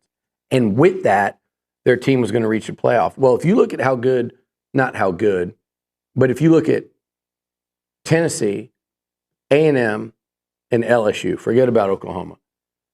If either of those 3 teams would have gotten greatness this year from Connor, from Nico, or from Nuss, they're already still in playoff contention, particularly Tennessee and A&M, who both control their own destiny. Imagine it would have been right. Where I was wrong, though, is none of them took that step. Nico is the one, kind of almost the only one. Still standing? Well, Nuss is standing, but Nussmeier's had this just barrage of he's on an 8 count right now. He is just on the ropes with turnovers. Yeah, they're giving him a standing 8 count. He cannot protect the football. He also doesn't have a lot of help in that running game. And I think, I said earlier, I think that O-line's getting their butts handed to them more than people are wanting to talk about in Baton Rouge, including Blackwell, the left tackle, who is no Jake Matthews. He's no Luke Jokel at the college level. We watch these first-round tackles, and I don't think he's that guy. He's going to get drafted that high because there's not that many. Anyway, none of those quarterbacks have gotten it done to that level. 2 of them have lost their jobs. Arnold's gotten it back because his backup was so damn bad. And then Nussmeier's a turnover machine. And Nico, he's a big part of the reason they lost to Arkansas. Yep. He's a big part of the reason they've almost lost some games. I guess right now it's him in Tennessee. But I was going to say, and this is still a big if you get Marcel Reed that you got against LSU second half, which is an amazing second half, I know that. But if you get something similar to that, Marcel Reed flip-flop with Connor, this is a playoff team. Yeah, I mean, if Marcel Reed goes out and plays outstanding football against Auburn and Texas, and by the way, as a runner and pass, I don't care. He's been passing well. If he runs for 120 yards and only throws for 120, 130, but accounts for 4 touchdowns and doesn't turn the ball over, or 3 and doesn't turn the ball over, A&M will win. Yep. It doesn't really matter, but I just, in my head, I don't imagine that he can just be one-dimensional with it. So, yeah, I mean, Florida Marcel Reed in his first start. Yep. I mean, Arkansas Marcel Reed, and just the poise and the calm down the stretch there in a close game. I know most of that damage was done by Le'Veon Moss, but he was scrambling, getting first downs. He protected the football when Taylon Jones couldn't. Or let's say Taylor Green. Yeah, Taylor Green couldn't. You know, like protecting the football and things like that. So yeah, I mean, if Marcel plays really good ball in these last 3 games, I think there's an excellent chance that A&M could reach a playoff. And yeah, I might talk about 4 teams, 4 quarterbacks, but it's actually the 5th quarterback that gets them there. Yep. Possible. We'll hit a break here. We'll come back with the final segment of the 9 o'clock hour before the McKinney brothers join us right now. Milliken Reserve Farm-to-Table community in College Station. Homes, trails, farms, wide open spaces. They have a mission to build a healthy community around nature. If you haven't been there, you got to go check it out. I mean, you can live there. They have great real estate, right? But you can also just go there to enjoy the outdoors and go hiking, biking, canoeing, kayaking, equestrian trails. They have evening yoga there. They have summer camps. They have music festivals, farmer markets, and farm tours. Join that community because it is so much fun to be there and be outdoors and enjoy everything about it. You can learn more at millikenreserve.com. That website, again, is millikenreserve.com. They want to connect families to nature and to each other. It's Milliken Reserve.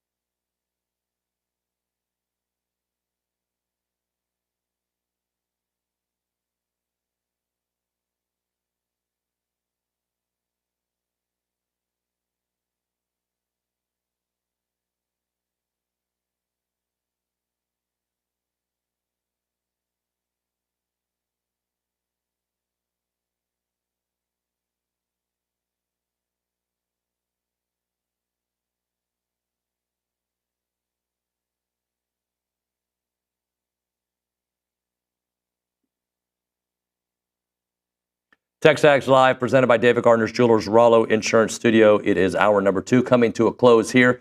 And Billy, we got a little bit of time, so I don't necessarily want to go deep into a topic. But do you think, this is a super easy yes or no, you think they're going to do any new wrinkles against New Mexico State or keep it somewhat vanilla? Because Yeah. Obviously, you want to unleash that later on. They ain't doing a wrinkle. They're going to be like the wrinkle cream is going to be on. They're going to look 10 years younger.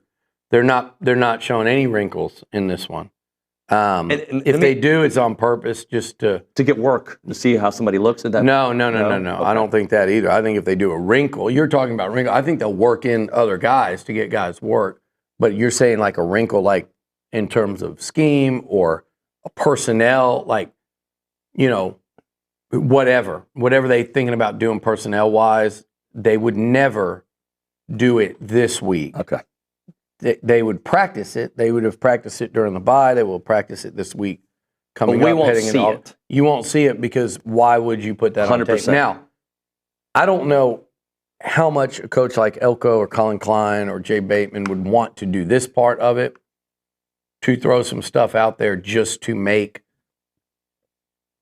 Auburn and Texas work on it. Think about it, yeah. But if you do that, that takes time out of your practice as well. It's going to take time out of their prep for you, but it also takes practice time away from you. So I don't know how much. I think you'll just see a very, very vanilla, wrinkle-free game, and this is more of a shake the rust off. I'm sure they're really excited to get back on the field after what happened the last time. That's a long time off coming at.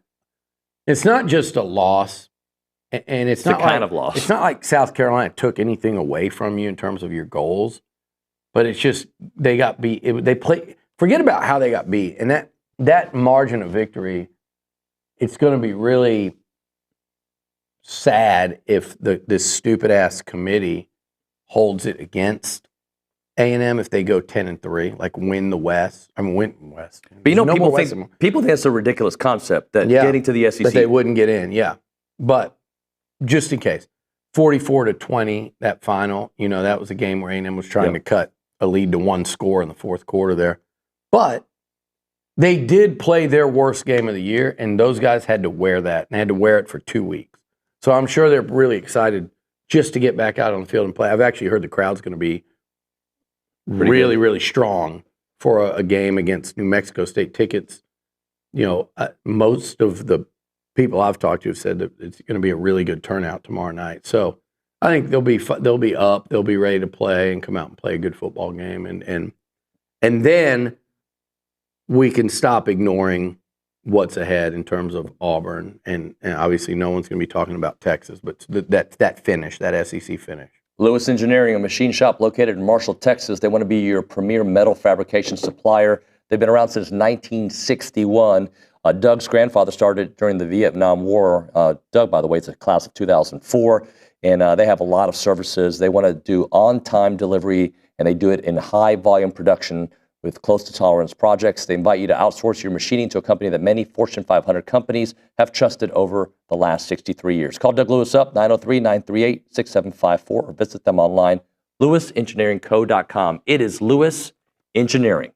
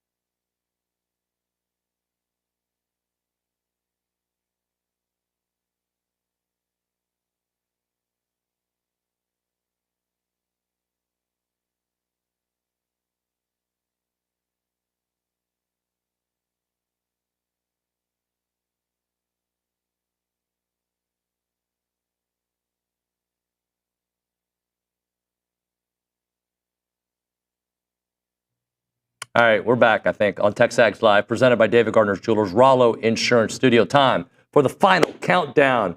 Got Steve McKinney in the house. Hello, Steve. Hey, what's up, guys? Billy Liucci in the house. McDermott. And look. And rolling solo. Oh, look who's here.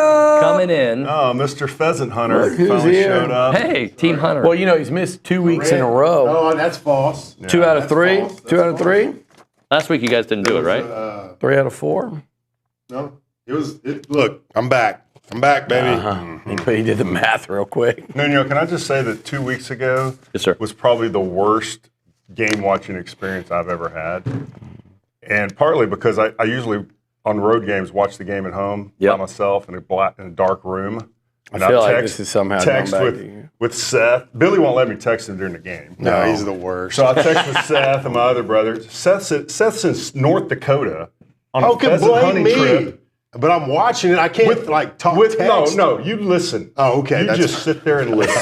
I'll take this story. You take this. You accept this story for truth. So Seth, not only is he in North Dakota pheasant hunting, he's with a bunch of non-Aggies. What? Worse than non-Aggies. So he can't even act like he's mad about the game. That's he has false. to sit there and pretend to be like whatever. So he can't get all fired up on I bet you were shooting those birds as the Gamecocks were beating him. Because his, his high school friend invited him on a pheasant hunting trip that he didn't even play football with this guy. He was from like Spanish class. God forbid you should go with the Spanish class. Kid. Only athletes as friends. Do you guys have some old jokes from class there in the center? Yeah. Tell us about it. Remember Miss Reed when she kicked you out of class? Hope it was worth it, man. Well, you said that bad word. I'm glad I wasn't 100% dialed in on that game. I'll tell you that much because it was not extremely frustrating. Well, the good news is we don't have to talk about it. I know. But I do want to say, how do you guys feel about the setup of? I was just talking about how long these last 2 weeks must have been for the guys to go out there and play your worst game of the year. I think without question, they played their worst game of the year. And to have to sit on that for 2 weeks, or is that a good thing when just looking at the schedule layout this late in the year where you have a bye to regroup, you're playing New Mexico State at home before you wade into these.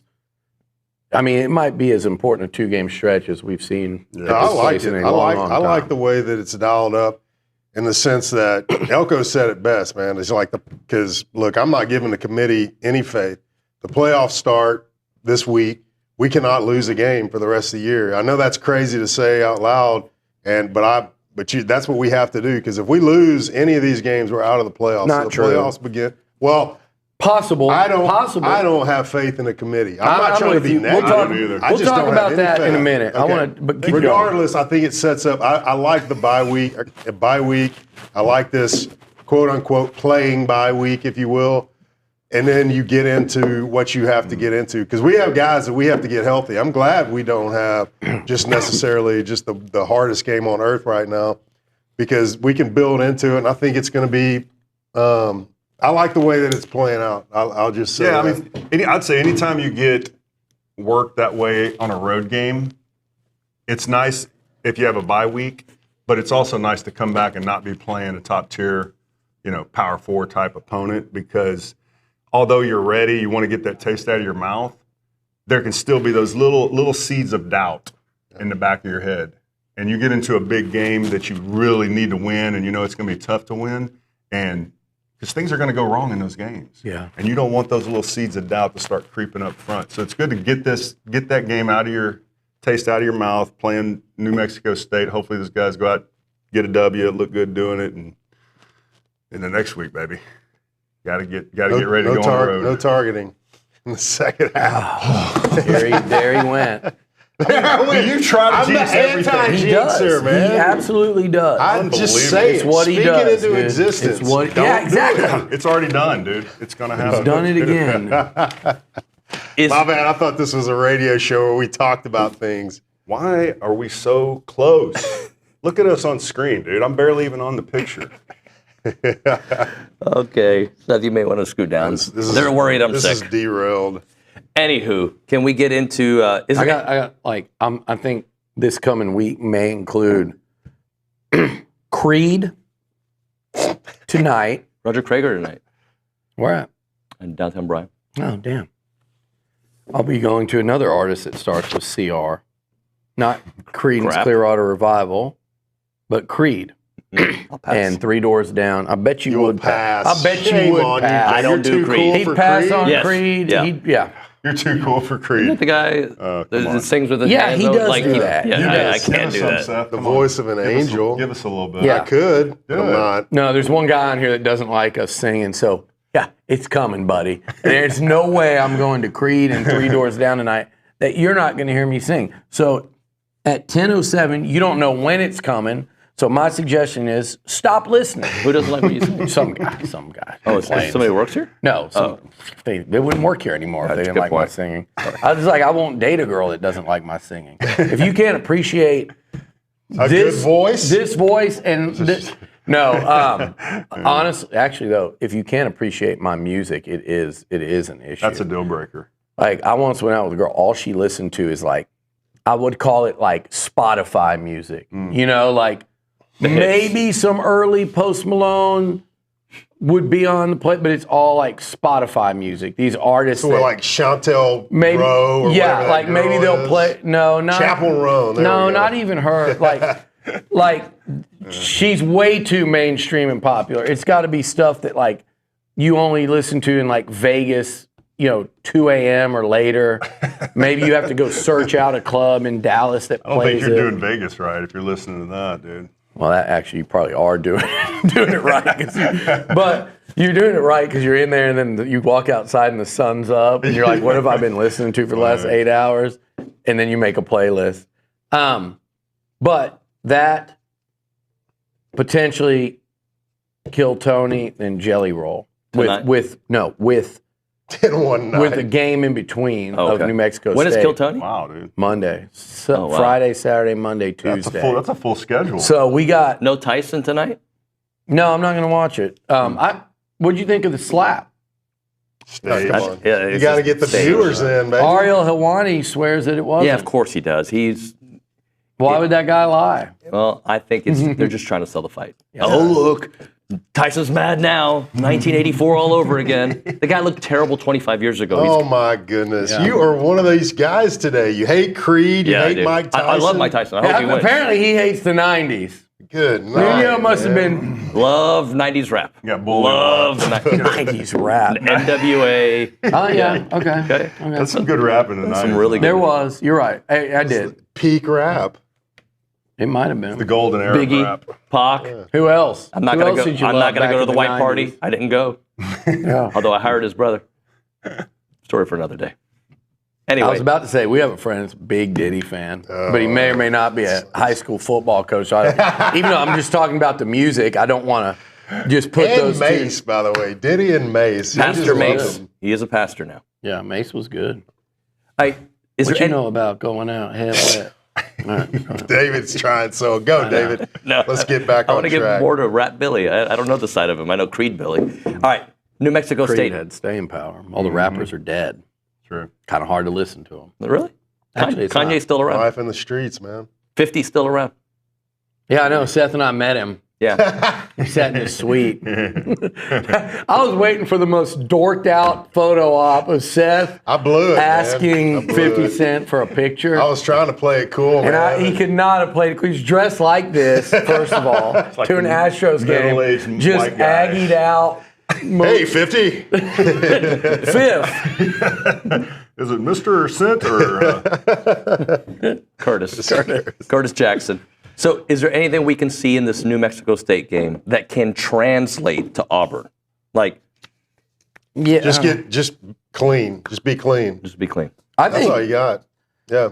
good game to work on tackling, probably? Yeah, I mean, that's not for even sure. a joke. That's No, absolutely yeah, true. Dead serious. The yeah. way you tackled, and then so a week extra of practice, and then to go out there and you want to see those guys focused on doing it. By the way, they've got a really good running back that I wished A&M would have recruited back in the day. Then he ran into off-field trouble. Great first name. Seth McGowan he's out of Texas. He's a guy that a lot of Aggie fans remember. Seth McGowan. I remember that name. Yeah, Where he's did he like go? a very highly rated recruit. He went to OU. Yeah. off-field trouble and has kind of reinvented himself there in Las Cruces. He's very good. So the tackling, fine. Like, show some improvement there. I mean, they better look good. It should be something that they kind of have a chip on their shoulder about. Like you said, I think Marcel Reed looking on time and in rhythm in the passing game would be something real encouraging and positive. Beyond that, I think what you want to see, there's more like you don't want to see. Right. You don't want to see sloppy. You don't want to see anybody getting, like banged up, or like Seth said, you want it. And Auburn's got to deal with that same stuff this week when they play ULM. But you just want to see a team that you go back and go, okay, they looked a lot more tomorrow like the team we saw prior to South Carolina. Yeah. And that South Carolina game, I still think it's 90% of that game on why it looked the way it did was poor tackling. Yes. Yeah. 90%. 90, probably more than that. Marcel Reed, okay, yeah. Marcel, he had a bad turnover there in the fourth quarter on 1st and 10. Good numbers, though. But He's the least of my Well, it's not even the numbers, right? His numbers were good, but I thought in that environment, which was, I've said it all, it's 10 out of 10 intimidating and daunting on the road in that environment. Against that defensive front, that's done, they've done it to damn near everyone except Ole Miss, and to be down 14-0 to start the game, and I thought he showed a hell of a lot of poise in leading them back to taking the lead right before halftime, going into the halftime. So I was actually impressed with what I saw from Marcel Reed. He was under fire and didn't get sacked until he was not late in the fourth quarter. Yeah, so I actually thought you'd have wished he could have not thrown that pick and done a Superman and put the whole team. That's too much to ask. Yeah. I actually was encouraged by what he showed me in that game. So, but yeah, you want to see just a team that looks like the team prior to that. In other words, mainly like you said, the tackling, but just a team that you go, okay, I'm feeling good walking out of the stadium tonight. Yeah. Can I just say one thing about the South Carolina game? Yeah. Since you brought it up. I know. And I haven't had a chance to talk about it with you guys for 2 weeks. Mm-hmm. They didn't weather the first quarter like we talked about they had to do. Yeah. Like you said, they fought back, got the lead in the second quarter. When I'm like, they were done. Like these guys. They fought back, but they didn't weather. Like I said, you gave up 14 quick points. That really mattered, yeah. It really mattered. The other thing, besides all, we already know about the poor tackling. How in the world was that a fumble on Marcel Reed with his arm coming forward, the ball coming out? Did we not have the tuck rule in college football? That was not a fumble. I don't know. I was so in the NFL, that's an incomplete pass. I don't know. And it is in college usually too. But I think what they probably said, and I'm checked out, but I think what they probably said was his. I think that's what they said. The reason the arm came forward is from the hit. I disagree. Trust me, I have not watched that play, again, other than the rewatch. I don't know if it makes a difference in the score of the game, but it does make a difference in the score. I mean, sorry. You know what does make a come back and win? I'm sorry. No. No, the game was over. But you know what does make a difference is the horrible spot on fourth down when we got the first down.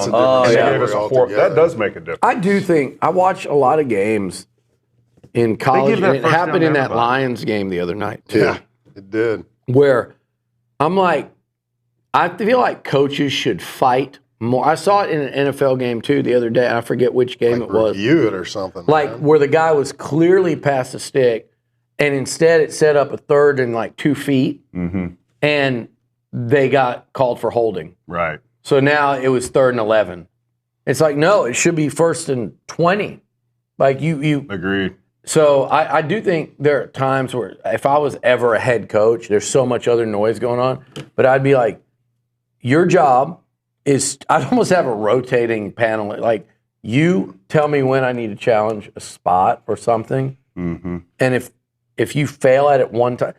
So my buddy used to tell this story. I don't want to out him to say who it is, but basically Prince, the singer, would have 3 people come to do his sound, like what he'd hear during his shows. 3 of them at every show. All 3 of y'all bring your bags. Because if he screws up, I don't care if he's been with me 5 years, you're fired, and now you're up, and pack your crap and go to the airport. You're on the next flight out. And if you screw up, then every show, 3 people to do one job. I would be like that with the replay. If you screw up and tell me to review something one time, you're done. And you're done. I revisit it and think you're wrong, you're out and next man up. But anyway, yeah, you're right. That was a bad spot. But Elko would tell you, they've got to get. He said it himself, like, we're going to be a team that can get a foot or 2 feet. I agree. And he also said he wouldn't have. But you did get the feet. You got it. I know you did. Yeah. You did. That's my point. Well, you talking about when on the actual 4th down play with Amari? Yeah, it looked that was like a bad he got spot, it. man. Yeah, and they marked it back like 2 feet from where the ball should have been. I'm going. Well, if you want to talk about pet peeves in football, is anytime they review a play on the goal line, these clowns mark the ball. They always put the ball like right inside the one, like 2 feet away. Right. When it should be 2 inches or 9 inches or whatever. It's like they know the center's going to move the ball. Yeah, true. They know the center's going to right to the goal line. Yes. All right, let's hit a break. When we come back, I do want to ask you about the Lane Elko thing because we haven't spoken about that, and we'll also get into the offensive line and CFP chances. Right now, we're talking about Costa Vida in South College Station, laid-back counter, Baja-inspired Mexican restaurant, the ultimate fresh Mex, made your way exactly the way you love it. Everything is fresh and scratch-made. You can taste the difference there, where every ingredient does matter. You can Costa-size your meal, right? You can get your entree with the burrito, the salad, the enchiladas, the tacos, the quesadillas, the Bajo Bowl. You can get your protein with sweet pork, raspberry, chicken, chipotle. You've got shrimp and grilled chicken and steak and cheese and veggies. Top it off with your favorite sauces. They have it all. Some signature dishes like the sweet pork quesadillas, the shrimp taco with mango salsa. You can go there in South College Station and love it. You can also go to Kyle Field and enjoy their amazing food. It is Costa Vida in South College Station. 4501 Mills Park Circle in College Station. It's Costa Vida.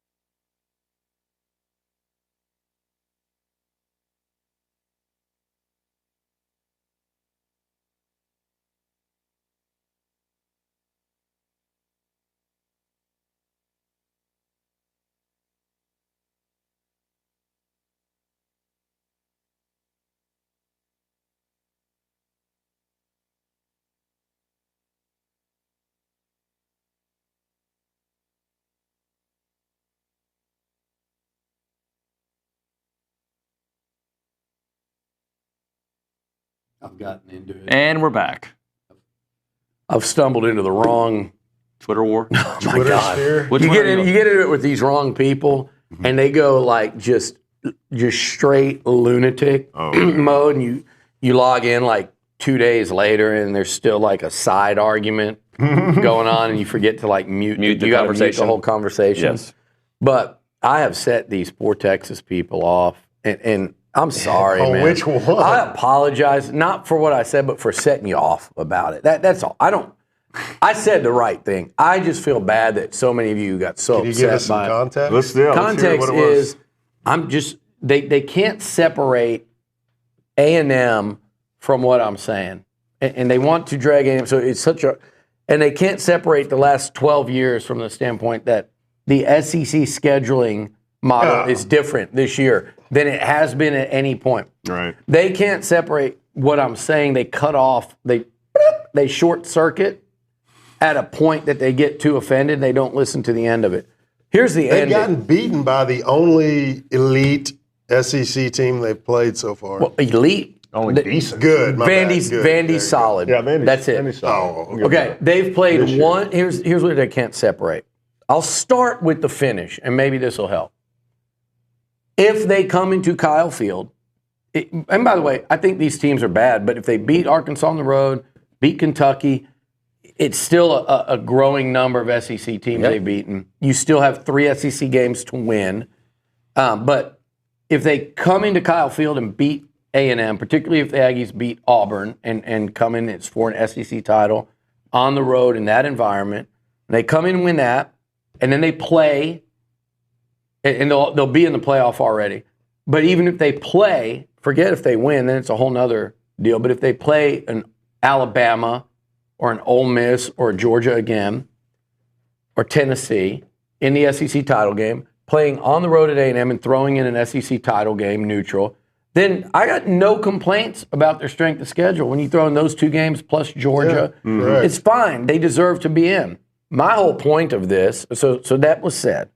My whole point is if you lose to A&M, You shouldn't. and be you're in. 10-2, Shouldn't be in. and by the way, to this point, they have played 1 road game. We are One in the road game? second.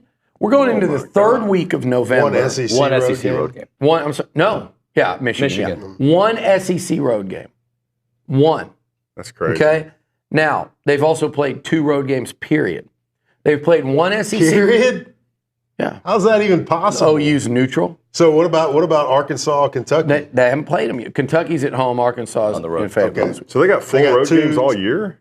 That happens when your neutral is supposed to be a road game. Okay. So that part, but it just happens to this point. They've got 2 road games left, and that's what they don't understand. I'm saying to this point, they have accomplished and shown nothing. Now, if you want to argue with me and say, what is Indiana and Penn State shown? Why should they be ranked ahead of Texas? I'm with you. I agree. Yeah. I agree. Good point. You've played tougher than, Penn than State's played Indiana. Ohio State, who's, by the way, probably better than Georgia right now. But Texas has played 1 team ranked in the top 25 currently. 1. Okay? And their instant reaction will be like, well, LSU and Missouri won't be there after, Well, first of all, they are. Second, this is not about number 15 Texas A&M.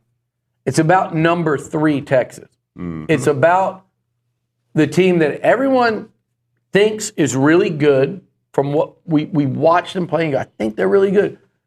But they've played 1 real opponent, and they got their asses whipped. They were down 23-0 at home at halftime, and they lost by 15. With a quarterback who had 3 picks. By a team that is not Kirby Smart's dominant national champion Georgia. It's a team that's lost 2 games. Well, but they lost to Bama and Ole Miss on the road. Okay. They lost to a 2-loss Bama team on the road. They lost to a 2-loss Ole Miss team on the road. Georgia, it's not like when they went in and beat Bama last year in Tuscaloosa, that was impressive. Only losing to a 2-loss Georgia team by 15 points isn't impressive. And that's the only time we've seen them tested.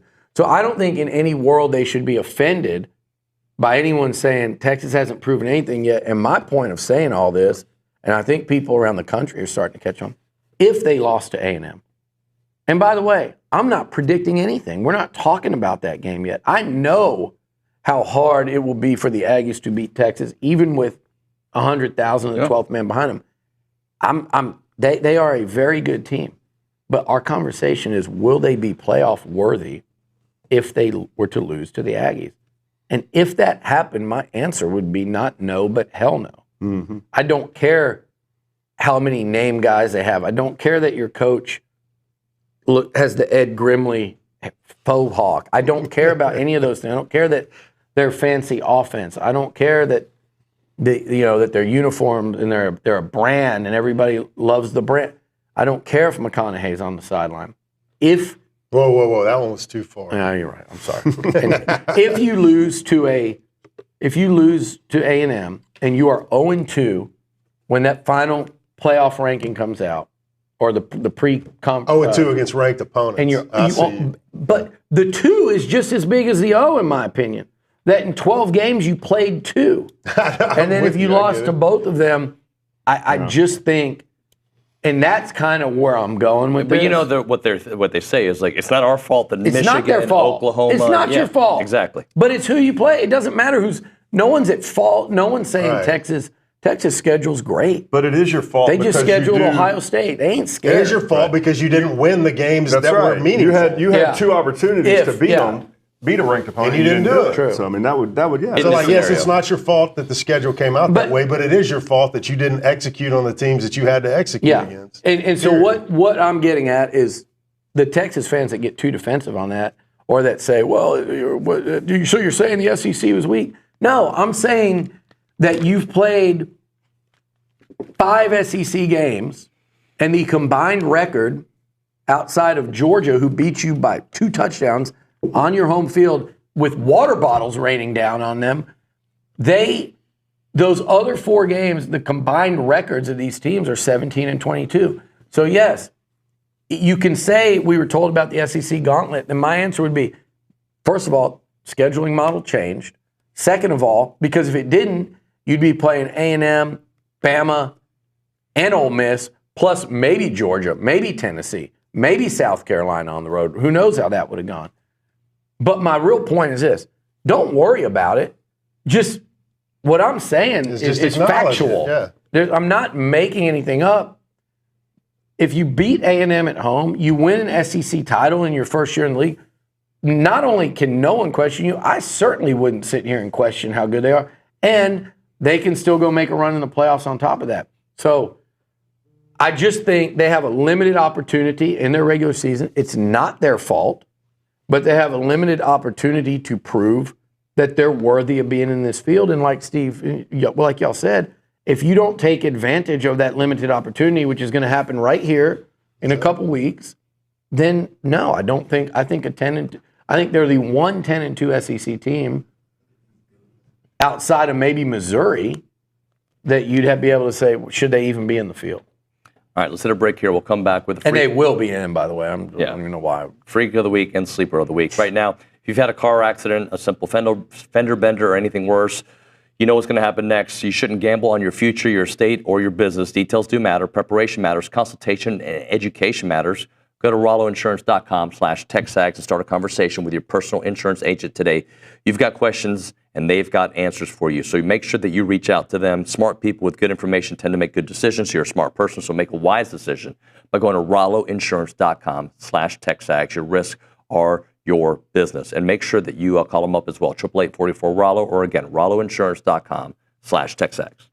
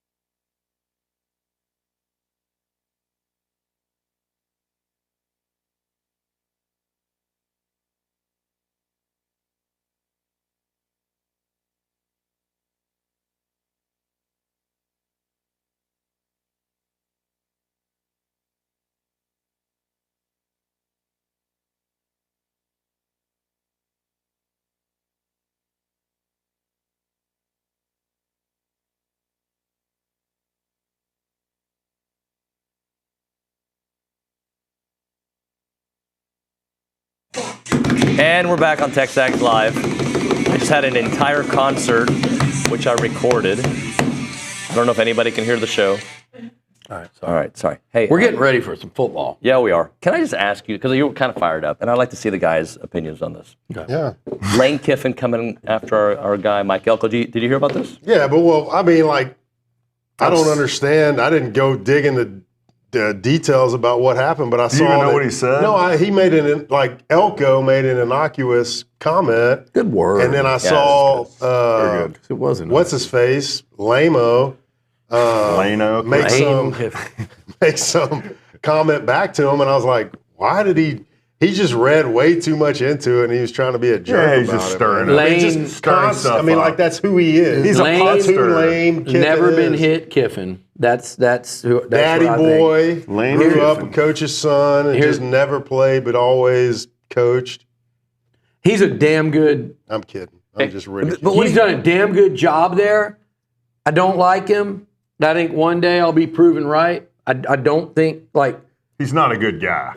He's not a good guy. I It's mean not that. about being a good guy. And you don't have to be a good guy to be a great coach, but I think there's a limit there. And in my head, I'm just saying. But here's what I'm going to say: that comment by Elko was. I feel like Lane didn't even really. He didn't read the article. Read it, or No certainly chance. didn't hear the way it was said. He read the headline. But he races to Twitter.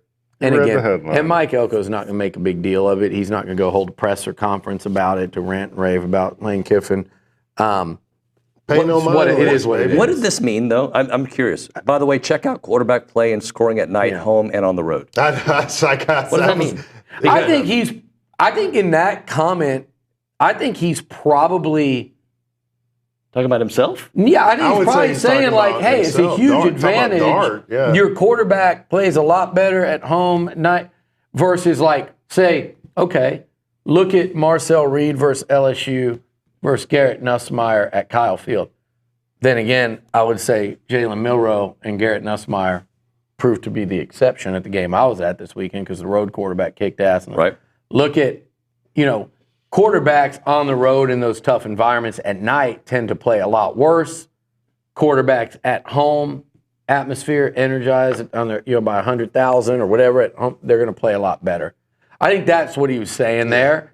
But yeah, he clearly didn't get the comment by Elko, which I think had to do with, Lane's complaining for more night games. We're getting all the night games. I'm sure next year it'll be flip-flopped. Yeah, that's all you meant. And he was probably talking about, too, we'd love to stop getting the night games on the road. On the road, sure. All right, let's get into the freak of the week. It's the freak of the week. Come on. Where were you, Steve? A little slow. Sleeping A over little there. slow. I was. All right, so Seth, you go first because he was I'll slow. go. I don't know how long he's going to play. I hope he doesn't play that long, but I'm going to go with Amari Daniel. I want to see him go out there and continue on some of the success that he had after Moss went down. And he's been great for us, and I hope he continues, and I think that he should, and get about 100 yards and take him out in the middle of the second quarter and move forward. Yeah, I like that. I'd like to see him looking pretty sharp, and hopefully the offensive line opening some nice holes for him. I'm going to go with the defensive line because I don't want to. I thought you were going to play me some intro music. No, yeah, for your pick. But I don't. I can't single out one, so I want to see the whole group do a better job of tackling, keeping the quarterback in the pocket, and I don't think this guy's a threat to break as many tackles as Sellers was, but. We got to get these guys on the ground. When you get to the quarterback, when you're running free to the quarterback, don't run past him, break down and tackle, wrap them up, don't let them throw the ball. Just hold them. Just bear hug them. That's all I'm saying. You went defensive line, the whole unit? The whole unit. I'll go on defense. Why don't y'all never pick two, and I always do? I'll go Scooby Williams on defense.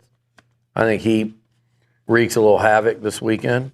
He's a wrap up, too. Yeah. And again, probably had a little chip on his shoulder after missing some tackles against South Carolina, some big ones. I'll go Scooby. Maybe force a turnover there from zero. And then on offense, I'm actually going to go with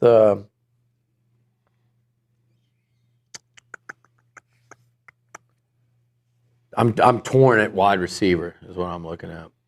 I'm gonna go Ja'Day Walker. Okay. I feel like one of these guys is going to have a big game. I think they're also going to get certain guys maybe out of there a little sooner. Actually, no, I'll go Jabari Barber. He's the one guy that showed up against South Carolina. I think he could have himself a big first half in this one. Time for the Sleeper of the Week, presented by the Sleep Station. Go see Jared McLeod and ask about the Tempur-Pedic or the Purple mattress. They're in the Specs parking lot at Texas and Harvey, and in front of the Lowe's on William D. Fitch and Highway 6. The website is thesleepstation.com. All right, Steve, you start us off with the Sleeper of the Week. I'm going with Terry Boosie this week. He must be a real sleeper for you to not pronounce it. I know, dude. I was like, Gary Busey over here. Gary Busey. Buses. You're on the bus. I'm on the bus. There we go. I think that hopefully, keep my fingers crossed, we might see him in the backfield a little this week. Okay. Maybe. I wouldn't. What? You wouldn't see him? I don't know I who. wouldn't do it much. I would like to see a two-back set with him in there is what I'm saying. Yeah. I'm not saying single back. I'd love to see a two-back set with Amari Daniels, Terry Bussey.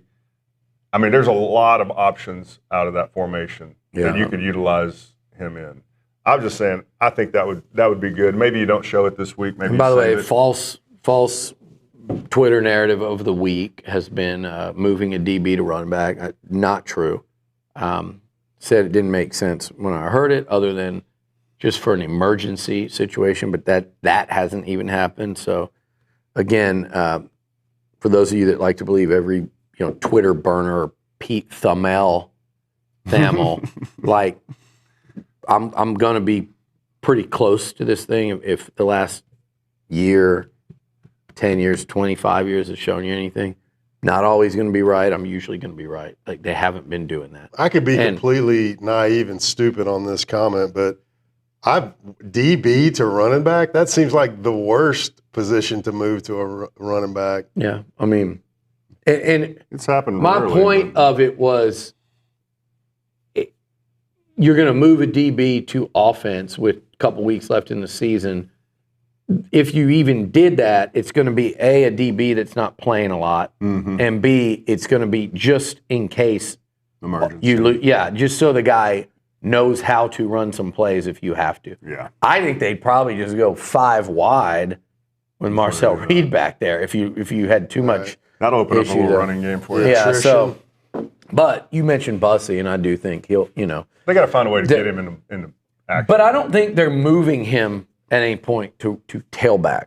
I just think the offense use him like he used to use Anias. Yeah, that's all what I'm saying. Like, the offense in Colin Klein's scheme kind of allows for that anyway. And it's like, so has he been practicing at running back all year? No, but we've seen him motion in the backfield. We've seen him take handoffs.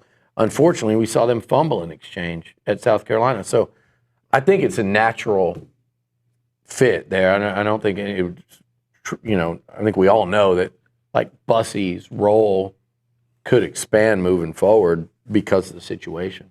But he'll still be, in my opinion, what you would call a receiver. Your sleeper? Yeah, I'm going to go with Shanahan. I think that he's got to get 2 games of good work, or maybe 1, hopefully get Basantis back. Who knows, whatever. I'm not going to speak on that. But I'm still eyeing Texas. We got to get my opinion. Get Shanahan a confidence-building game and get him right for Auburn, since it sounds like he's going to be in the game there. And I think that this should be one of those games where he goes out and has a dominant performance. How much of that is a mental game for him, for a young lineman like that? I mean, you always want to have a bounce back. Just like you said at the beginning, is it good to come off a bye week to come to a basically a bye mental, week? Seth, like just more game reps against a non-static front. Offensive line is one of those. Is the more you play, even if you're not a very good player, just the more you play, the better you're going to be, because you see things happen and you know where things are going to be moving, and you can, if you're looking at film over and over again, you're like, oh, that's a tell. I know what's going to happen when he does this or that, and you can kind of be thinking that way. But I mean, experience is always going to be beneficial to a kid that young. Up against it, Billy. Your sleepers. I think an interception for Des Ricks. It's my defense. Offensively, just because we haven't mentioned him a lot. Des Ricks is going to have to play a big role for you in the next couple weeks. He's got to prove to be a player because you're playing against those Auburn wide receivers are good, and the Texas wide receiving core might be the best in the SEC. Maybe with a healthy Trey Harris, Ole Miss would compete for that, but otherwise they're the best receiving core in this league. So not just Ricks, but the whole secondary. But I think Ricks is a guy that athletically can play down the field with these guys you're going to see these next couple weeks. So it'd be good to see him get warmed up. So we did Dez. Do we do one on offense? I'll go E.J. Smith as this game goes on. I can see that. I think he'll because you want to keep Amari fresh. I think he'll get probably more carries than we've seen from him, and I think he'll produce. If you're headed to the game this weekend, let him get a little momentum and rhythm, get a little bit maybe better feel for the flow of it than we've seen so far. The Association of Former Students wants to invite you to the All Aggie Hullabaloo. Make Clayton W. Williams Jr., the Alumni Center, your game day headquarters this weekend. Enjoy free drinks courtesy of Yeeling, City Orchard, cider, free sodas from Boots Beverages, free Slovakic sausage, and free barbecue samples from Schof's Barbecue. You can also do some pre-game shopping at the vendor marketplace with CC Creations, South of Kyle, Major League Madison, and Kona Ice. There's also going to be a fun zone with games, prizes for kids. Plus, if you have any questions about your Aggie ring or need to have it resized, the Aggie ring office will be open throughout the event. The All Aggie Hullabaloo begins at 3:45 this week, and the admission is totally free. Register, though, at tx.ag/AAH6.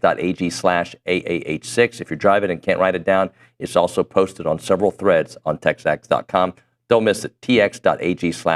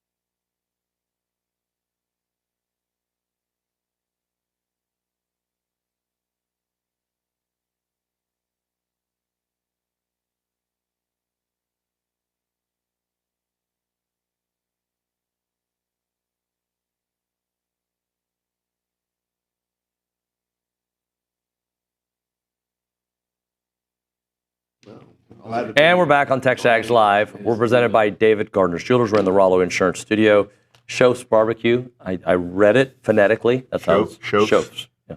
SCHOPFHS. It's in Belton.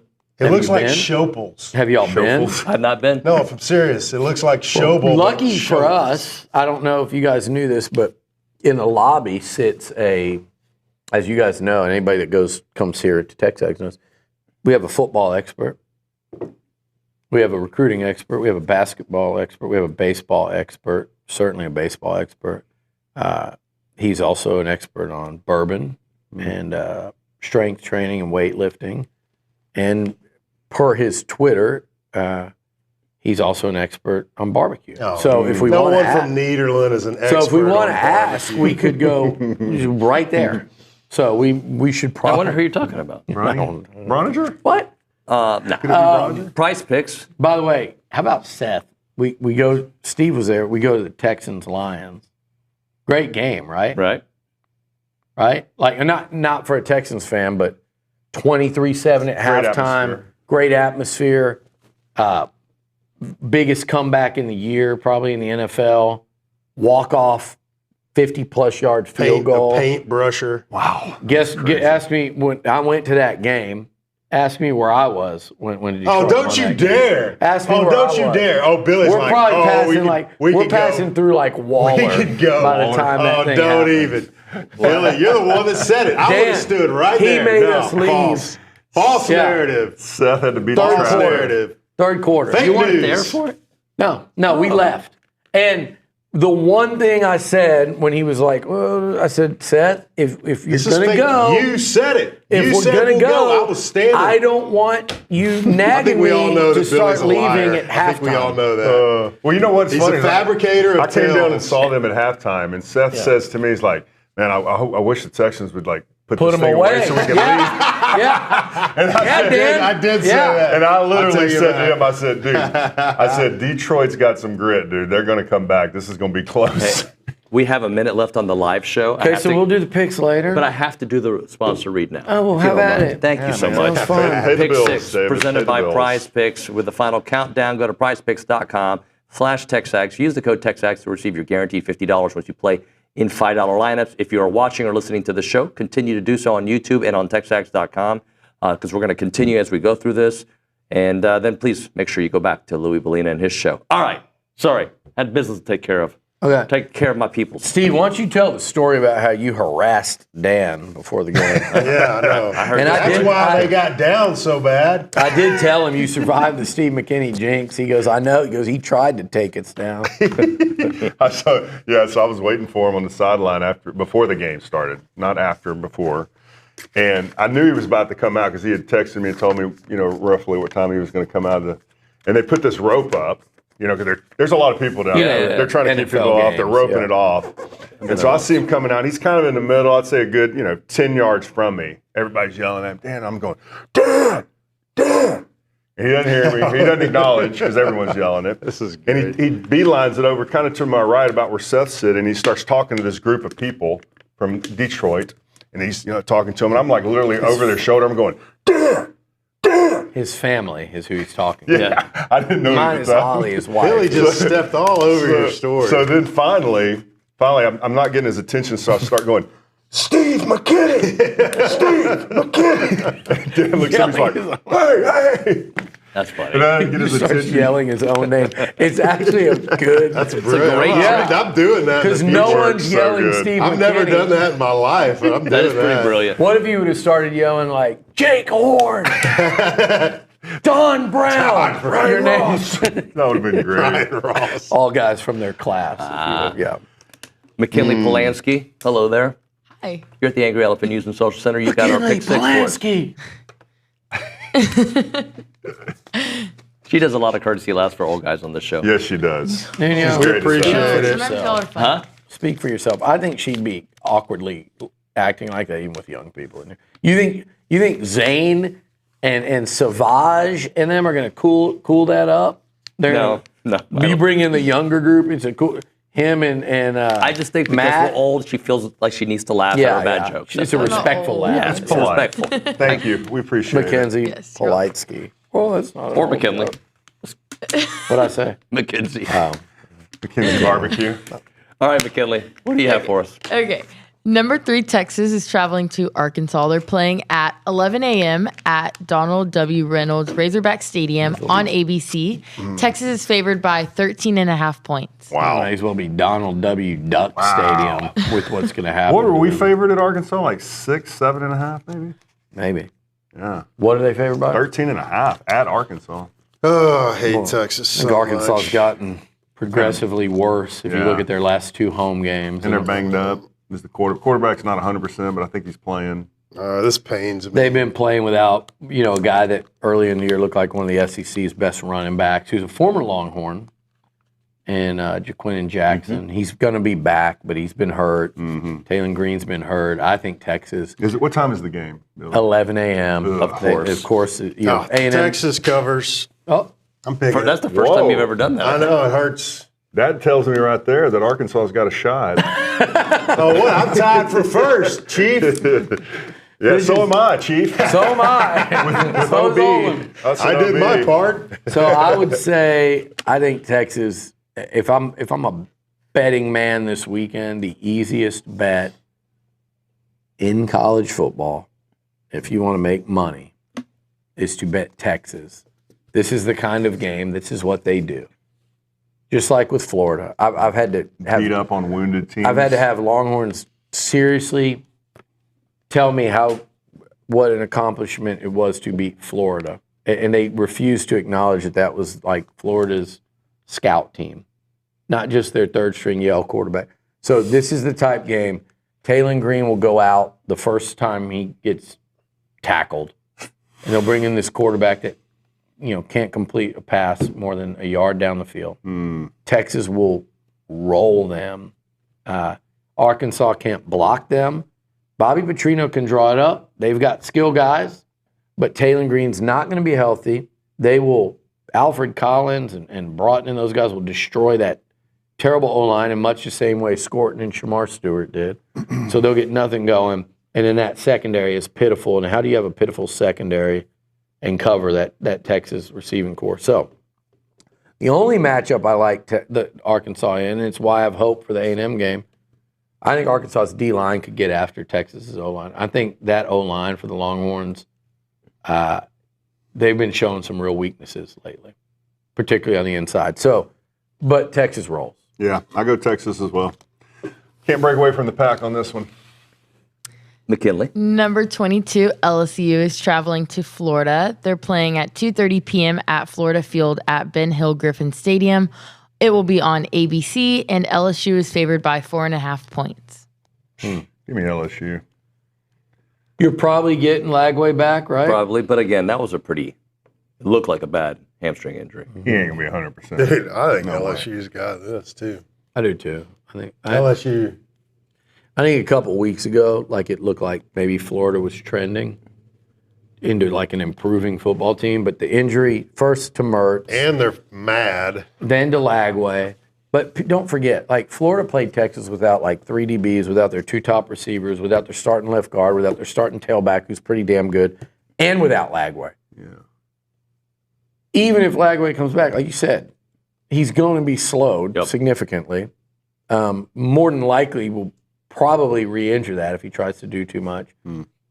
I think LSU rolls in this one. A couple weeks ago, I had kind of had that one circled. Yeah. Because LSU went A&M, Bama, road trip against a team they're going to think they can beat. I just don't think Florida's got enough. I go LSU to cover and win. Polanski. Number 23, Missouri is traveling to number 21, South Carolina. They are playing at 3:15 p.m. at Williams-Brice Stadium. It will be on SEC Network, and South Carolina is favored by 12.5 points. Wow. 12.5. Man, what a number. I don't know if Brady Cook's playing or not. If he's not playing, I'm definitely picking Way to go. SC. I didn't know Are that. we trying to win this thing? No. If you are, you cheat.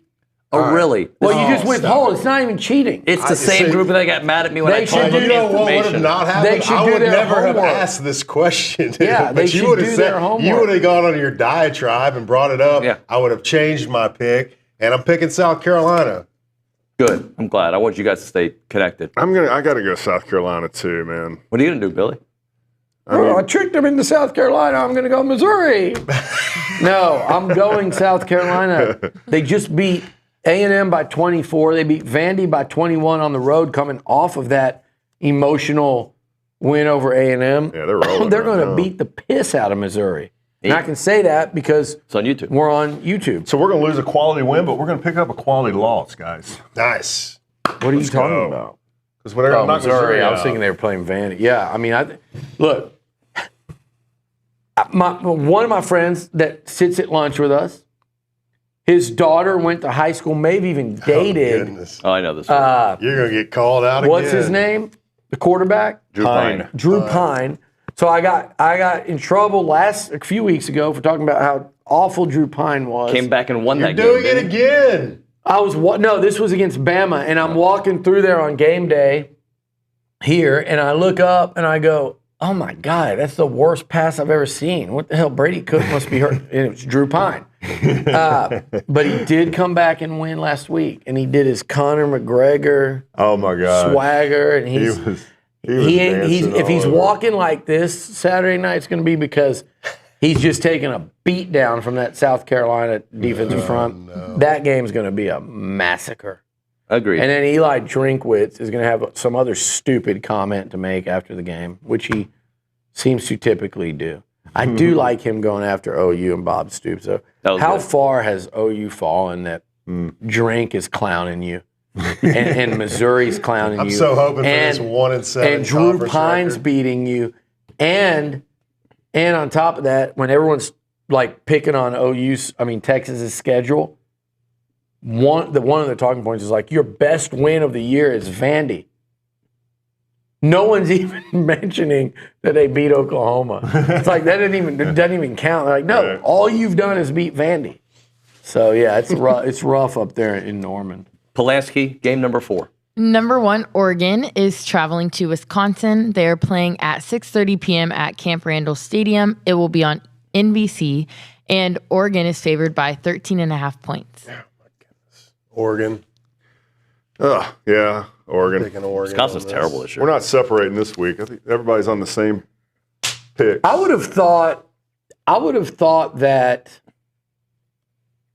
Wisconsin would be better in year 2. Yeah, you'd think that. Yeah, I would have Fickle.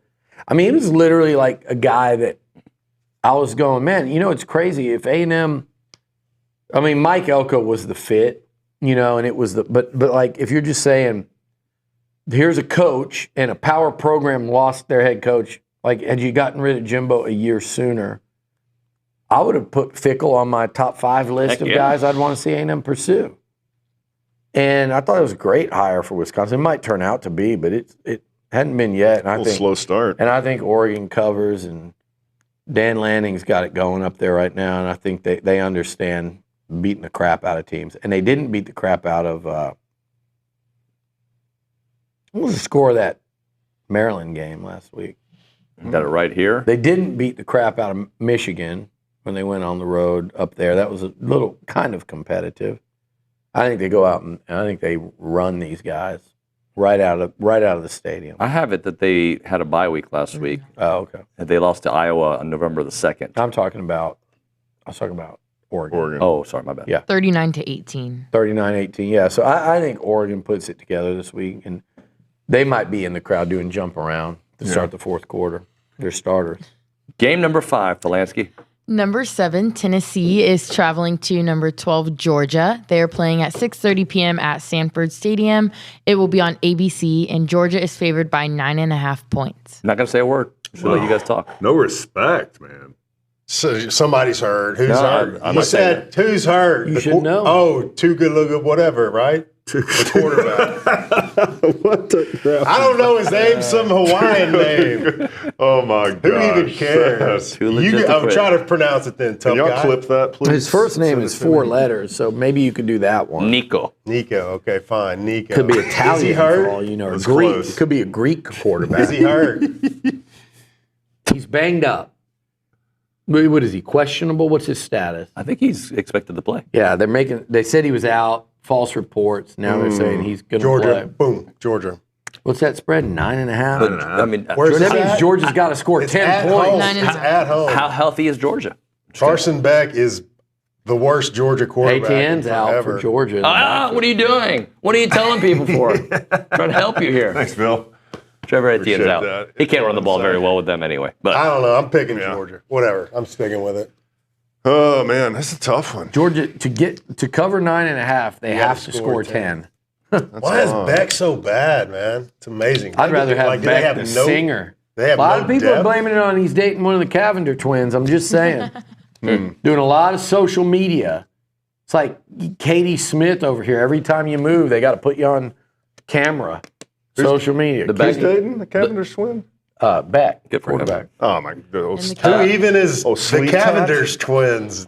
Oh, Timmy. Did you say who evens is the Cavenders? I said who even is the Cavendish twins? I didn't want to ask that, but yeah, I don't know who that are is. the Cavenders twins? Who even are the Cavendish twins? Better. Who are they? They play basketball at Miami. what are they? Okay. Are they still in Miami or are they They're out? definitely better. Is he dating both of them or just one? Oh, that'd be That'd cool. be an incredible story. He's dating. Yeah, the Cowboys tight end's Yeah. dating the other one. Oh my goodness. I already don't like this story. I don't Your think daughters know who the Cavender twins are. I'm sure they do. Probably follow them on Instagram. for sure. Where are we? But what? Where are we? Have you picked? No. We're talking about the Cavender twins and their effect on the The game. 2024 SEC. I really think your Beck musical You know comment what? was underrated. They're- Well job. Yeah. Good job. Georgia's down. Loser, is the that the Cowboys song? suck. I'm a loser. I'm Back, blaming back, these right? Cavendish girls. These Cavender twins, yeah. You do? Yeah. Jinxed the whole freaking SEC and the NFL. Did we ever have like an A&M athlete that where a season got These are the derailed? Cavender twins. A female athlete? Or? I'm ruining my algorithm. They're So I- TikTok famous. Dude, my algorithm is so messed up because I send Seth stuff just to piss him off and it I don't messes even up. know what he's Like I've got these random foreign He singers. uses me as a bookmark. That's what I am to him. Like last I'm night, his how many did I DM send you? bookmark. Like a dozen? I don't know. I didn't even watch. I'm so Like mad if at I you. want to look something up to show you on Instagram, I go to my DMs to Seth and I just scroll and I'll find it. I'll be like, I sent that to him, and so then I can. I show send you. Billy nothing but quality DMs, and he just you're sends his me bookmark. trash. I dude. spam That's the great. hell out of them. I might start sending. No, Paige wouldn't appreciate that. The Cavender twins. But it is important because a lot of people in Athens believe. Forget about all the arrests and the culture issues and Kirby Smart calling his Call the players player out. idiots and the guy jumping around and celebrating with Ole Miss. Forget about all that. But they're going to say it's because Carson Beck dates a Cavender twin. It's like the Kardashian curse. Same thing. Oh my Yeah, God. I don't think so. I feel like let the Cavender twins do what they do. One of them transferred to TCU. Then that's where she probably met Jake Ferguson. So now that you say that, they're not on the same team. now that you say that, but what's another team that really sucks this Cowboys. year? That's what I said. Did you not hear what I No, said? I didn't. I said that at the beginning of this whole statement. So I'm We going need to pick. with all that said. You're going Georgia. Well, our lunch isn't until 45 Oh, now, please. so we got Lunch time. in 5 minutes. I'm going to go with Tennessee to cover. I think Georgia wins. But I know that Tennessee's running back's banged up too. Dylan Sampson. Is he playing? I They do a thing. They do a three-way thing tie now. next week, Hey, Steve. in the Three-way SEC, tie. they do a thing now called an injury report. I haven't seen him. By the way, no one's told me Tennessee's defense is banged up. I've seen worse defenses hold Georgia's offense in check. I'm going Tennessee to cover. Yeah. You're going to give me 10 points to work with? At home, Billy. Tennessee to cover. Who's Tennessee beat this year? Switch, Steve. Switch. Do Bama, It's a good win. Who they lost to? Arkansas. Arkansas. it. Nobody But I rallies the just- troops like Carson. Let me Beck, ask you right? this. Who's it better for A&M to win this game? Doesn't matter. They I just don't need to even win. know. Doesn't matter? I don't even know. The only thing you're worried about here's Wouldn't you want Georgia to get knocked out? Here's what you're worried about if you're an A&M fan. The only thing you need to think of this, and It I would could make Texas' loss worse. no, I could be wrong, but the only thing that you need to worry about if you're an A&M fan, if they don't beat Auburn or Texas, they're out. Yeah. They're out. Sure. I guess there's some wild tie break where if they lose to Auburn. Did you just say or? I'd say and. No, if they lose to one or the other. One or the other. One more game. Now, I guess there's a world where you could lose. There is. You could lose to Auburn, beat Texas, and still get in some wild-ass tiebreak. But a lot of other things have to happen. All you have to do if you're A&M, you have to win the next two. So if you're worried about any of these games, here's what you're worried about. If Tennessee wins, then a 3-loss Georgia that doesn't, you're trying to think of what do you want to happen in case A&M loses the SEC title game? Exactly. Or who would you not want to see in the SEC title game? Me personally, I think I'd rather play Tennessee than Georgia. I mean, yeah. For A&M's chances of winning. So I would look at it like that. Or you could say, if A&M were to lose this title game, who do you want to lose this? Maybe it's Georgia because a 3-loss Georgia team that doesn't even play for the SEC title is out. Mm-hmm. So however you want to look at it, but it really is just Texas A&M has to handle business. That's kind of how I'm looking at it. So I'm gonna go Tennessee. Oh, he's switching. Two-way tie at first. When did I ever pick Georgia? You're assuming Olin's going to pick right. I'm picking Tennessee because I want Tennessee to win outright. Okay. And I'm not calling that, but that's what I'm rooting for. All right. Polanski, last game, please. McKinley. New Mexico State is traveling to number 15, Texas A&M. They are playing at 6:30 p.m. at Kyle Field. It will be on SEC Network, and Texas A&M is favored by 39.5 points. Ugh. All right. Let's just get this out of the way. A&M is just going to roll this game, all right? But I did this last time when we played McNeese State.